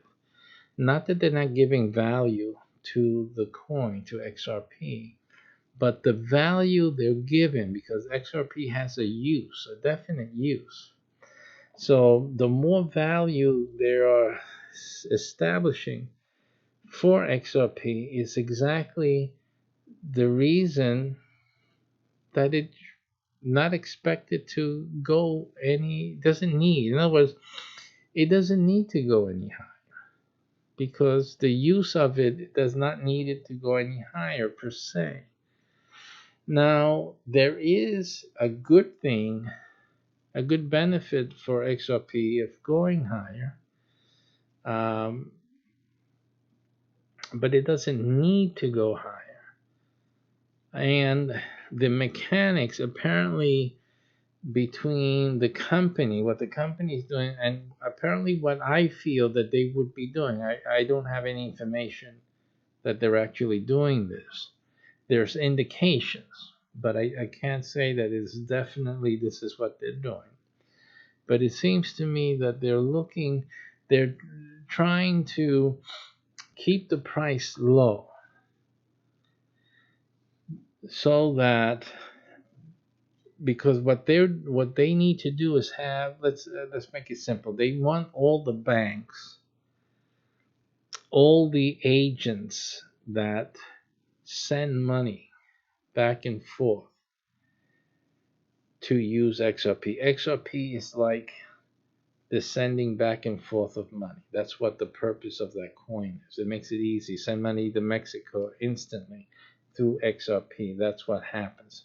Right now, there's a lot of waiting and this distrust, and you have to wait 24 hours for the money to be verified, and for this time, this is there's differences and all that. But with XRP, what XRP does is just makes it instant. Money Mexico, money to Peru, money to Asia, whatever, boom, instantly. XRP makes that happen. That's the point of XRP. So, I mean, it makes sense that if everyone uses it, if all the banks use it, if all the financial transaction type of companies and agencies use it, so that's supposed to make people who speculate saying, "Oh my, this is going to skyrocket." I don't agree with that, because I think it's like saying this is going to skyrocket because of people like me. So let me go and buy this and help it skyrocket. So it's going to go up in price. You're going to buy it, and then you're hoping that other people, they're waiting and say, "Oh, I should get into this because all the banks are now in it." So then you're going to buy it, and it's going to be higher and higher and higher. That's what they're hoping, but it's like it doesn't have to. I keep saying there's no, because the usage of the coin doesn't make it increase in value. It's just simple. I mean, I've heard hours and hours and hours of people explaining XRP, and no one has indicated. There's one individual, though, I must say, that commented back and forth with me, but he hasn't answered my last question. The last question I had is the doozy. That's the one. And he's not responded to it, which I practically asked him. I said, "Do you think it's something that XRP Ripple would be doing is to try to keep the price low so that all the banks can get into it, all the financial institutions, before the price goes up?" So what's the good there? Because I think they're using it as a selling point. I said, right now, look, right now the price is 22 cents. So you get all these banks to buy XRP 22 cents. They buy billions of dollars worth of it because they'll need it to do transactions and blah blah blah. So let's say they invest $100 billion into XRP. Let's just say that. It's a thought out. I don't know how much money they want to put into it, but it's $100 billion, and when XRP is at 22 cents. Understand that? So what could Ripple be telling these banks? Well, they can be telling the bank, "Hey, when you buy this XRP now, you get in, and you get into it, and the price will skyrocket. So you spent a billion, 20 billion, 100 billion to purchase it at 22 cents. But now the price is $10 or $100 or $1,000. So what would that fact do to your balance sheet? It's just plain and simple. They would be sitting on a gold mine. So it's basically that what would be happening. they would be sitting on a gold mine. How happy would their investors be? They spent $100 billion. The price skyrocketed, so now it went up to 1,000. So it's basically 4,000 times. 4,000 times. You're talking about trillions of dollars worth here. That bank can take out its 100 billion that it invested in the first and still be trillionaires. I mean, it's like mind-boggling. So that's too much of a great deal to persuade any bank, because these banks have money. They got millions and if not billions of dollars. Hey, listen, a few billion here and there is not. We're not gonna miss it that much. And if this thing goes up to $100, $1,000, man, we'll be rolling in money for the next 10 generations here. So that's pretty much a very strong selling point. So I see that as a strategy that can be used to convince these financial institutions to get into this, because that I can see that makes sense. And having these financial institutions go into this XRP, and then having XRP bounce up, because obviously if they're buying all of this XRP, then the supply runs out. So the supply does run out. Although they have billions. See, and that's why I started looking at it. Wait a minute, they have billions of XRP. Why? If one of the main factors is running out, the supply running out a little bit, so that the price has to go higher, right? The supply and demand, it's at the base of all of this. Bitcoin also has the supply and demand issue happening with it too. And it's one of the reasons, like, for hodlers, because if everyone's hodling, there's no one selling. And the only one selling will sell it at a premium. So you want Bitcoin, you have to pay this higher price. So that's part of the mixture. Here you have this low price XRP, but when all the banks start buying, they're going to be, because Ripple releases a certain amount every year or every 6 months, something like that. The foundation releases a whole bunch of XRP for sale. XRP at 20 cents, 22 cents, whatever it is.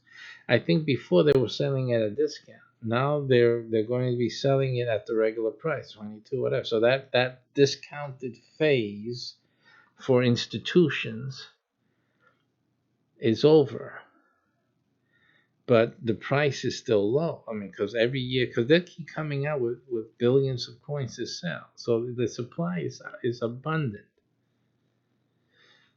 But that's because all of the banks and all of the financial institutions aren't yet using the XRP format, right? They're slowly adding every week or so, every 2-3 weeks, they have a new bank coming in. You see, new bank coming in. They're getting enticed with this. So eventually, you're going to have, because you're not the investor. You have to understand that you and me are not the investor. Well, the investor they're looking for is actually these banks, because they're the ones that are going to use XRP, but they're also the ones that are going to buy it all. Once they grab it all and grab anything else that comes out, the price of XRP, you guys are the ones that are going to drive up the price, not them, you. Because the bank doesn't necessarily, they're not going to fuel raising the price. They're not the ones, because they'll be spending. In order for them to spend to raise the price, they will have to be buying it at a high price. They're not going to do that. They need to buy it at this price right now, if they haven't done it already. But the rest of the banks have to get this now. And once they lock out, they buy up all that's and everything that comes out of the foundation, they just swallow that up. Then you guys, us here, the small investors, we're the ones that are going to start freaking out. And then we're the ones that are going to make the price go higher and higher and higher. And then everyone else, because everyone else is not a banker, everyone else is not going to use XRP to send money, right? But they're going to want to get in on this action. This price is going up, and it's hard to buy. I can't buy all the ones I want. That's what's going to happen. In other words, they're going to choke it later on, and by choking it, the price is going to go up because everyone else on the planet is going to want to get in, and then that price is going to go up to $1,000 plus. All of the banks and all of the financial institutions that got it in, they got it now 20 cents even,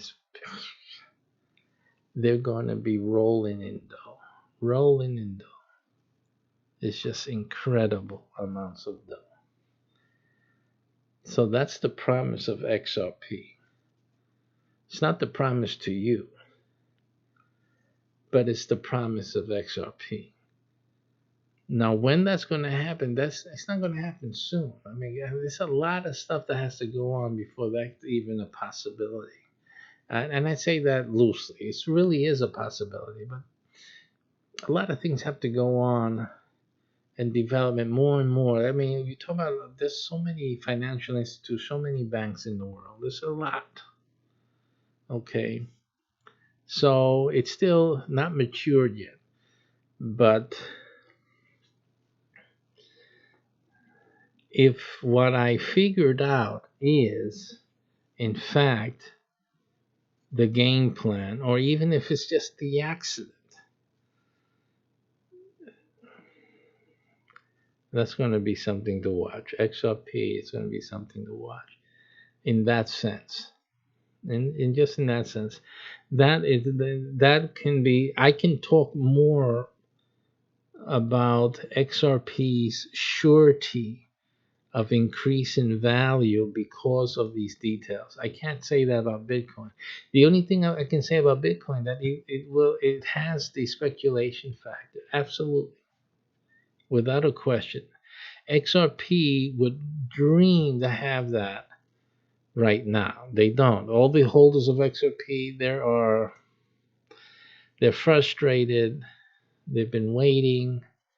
And the truth of the matter, you guys are going to wait for a long time. That's a fact. But when it hits the fan, because regardless, XRP is above all y'all. What XRP is working on, the Ripple is working on, is beyond all of you. It has nothing to do with you, slightly, but it's a master plan that's at hand there. It's really ingenious.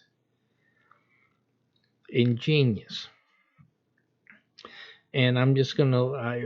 I don't know if I'll be around to see it come down, but, and I don't mean that in a bad way, coming down. I mean to see it go down, to see that action happen. That's going to be quite exciting.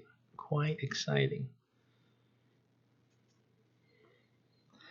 So again, so it looks like in the near future you have this Bitcoin issue, and I can't talk about any of the other coins like that. I'm sure Ethereum. The curious thing about Ethereum, though, is it's different. He says that these coins are different. Ethereum is like the the greatest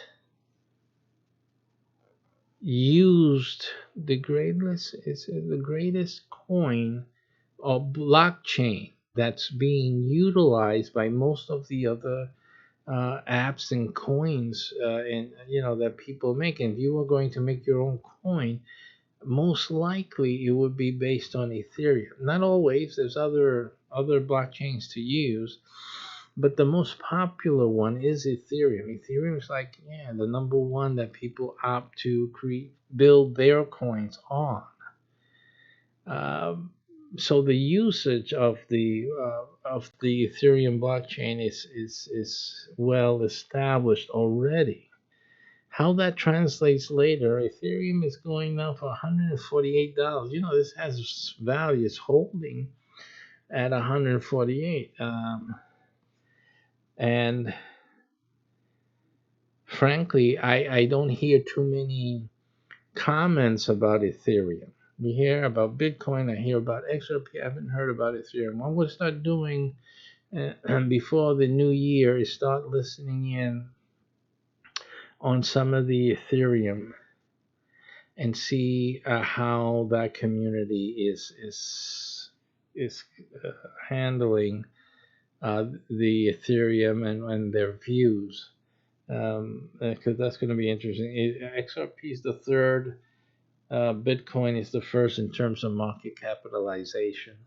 That means the people have invested in it. So Ethereum is in the middle like this, right in the middle.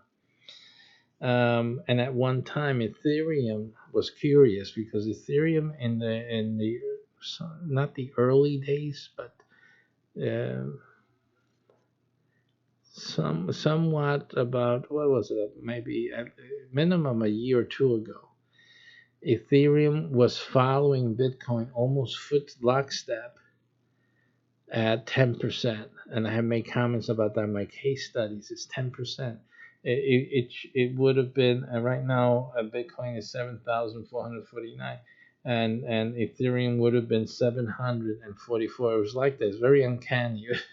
It was almost 10%. It almost maintained itself. So Ethereum at this point is really underpriced according to what it was before, how it would pattern itself after Bitcoin. Obviously, the money it looked like there was similar money, big money in Ethereum as it was in Bitcoin. More in Bitcoin, obviously, but almost like a 10% was in Ethereum. And so it mainly kept that ratio for some time, but then it broke. Once that broke, someone pulled out. I'm sure it had to do with Bitcoin. They pulled out and Ethereum deflated. Okay, deflated. I think that I guess that right now, my opinion would be that Ethereum's at its real number at this point in terms of its relationship with Bitcoin. So pretty much right now, it looks like you're seeing real numbers right now. Bitcoin still has the great, because it is the great speculation coin. Absolutely. Because of that, it will have great volatility. The other coins follow, but not because they have great volatility too. Okay, it's just that a lot of the characters who are invested in Bitcoin also investing in other coins, and so they tend to get scared across the board because these other altcoins are like less than Bitcoin, so it has that psychology going on about it. So it's going to be interesting how this is. It's fascinating. I'm fascinated at these correlations and this psychology going on between those factors. So that's just something that I look into and will doing my sort of research is basically looking and examining and making what do you call observations based on what we see here. It's very, very interesting. XRP it's interesting. if it's the way I said, if it isn't that way, and simply XRP is just simply trying to be speculative, it's going to fail at that. There's no reason for it to go up unless the scenario that I point out is in fact what is being trying to be fostered, or even by accident. But even then, it's still speculative, but with reason. Bitcoin is speculative, very speculative, with less of a reason, but it's highly emotional. Bitcoin is highly. How else can we say it? It's highly speculative, but there's less of a what do you call it? There's less of a sense of real value with Bitcoin. It's like everyone knows in Bitcoin that there's nothing here. It's hot air, but everybody wants a piece of this. And this hot air balloon can go up to high orbit. It's a hot air balloons can do that. Bitcoin is a hot air balloon. Sometimes it's very cold out there. Oh, whatever. I think the cold air helps actually a hot air balloon go do its thing, but it's not, at times it's not conducive when there's not the right conditions. That balloon goes down. But XRP, it looks like when it does go up, and now I'm going to have to examine that more. I think that when it goes up, it will resist going down very, very, very strongly, because it does have, it's going to be a limited supply at that point. And the banks are not going to sell what they have. You and I are going to divest, right? We want to take out money. So we're going to take out profits. And basically the banks and others will take that. But at that point, that's why the thing that it gets a little funny. It gets fuzzy there. It's going to get fuzzy there. But you have new people coming in. So I was about to say that's where it falls apart. But at that point, there's new people coming in. That's why it makes sense. And then it'll become more of a, not a stable coin, but it'll become more of a value coin, in like Ethereum is right now at this 148. That's basically its value. It's holding there. It goes up and goes down right there.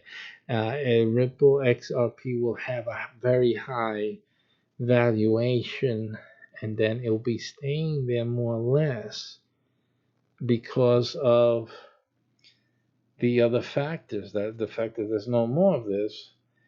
The banks already have most of the financial institutions, because they're using this as a medium that they're using for transmitting monies, transmitting value. So it's there. They're not. They made their profit. They're gonna make their profit just slightly, a little bit, because they really need that to fuel how they make their money normally, and operating and sending money, receiving money. And they want to do that instantly. So they're not really going to get rid of their XRP like that. So this is going to be interesting to watch. We're going to do some more examination on that. That's just a side note. I went into Bitcoin and all of that. So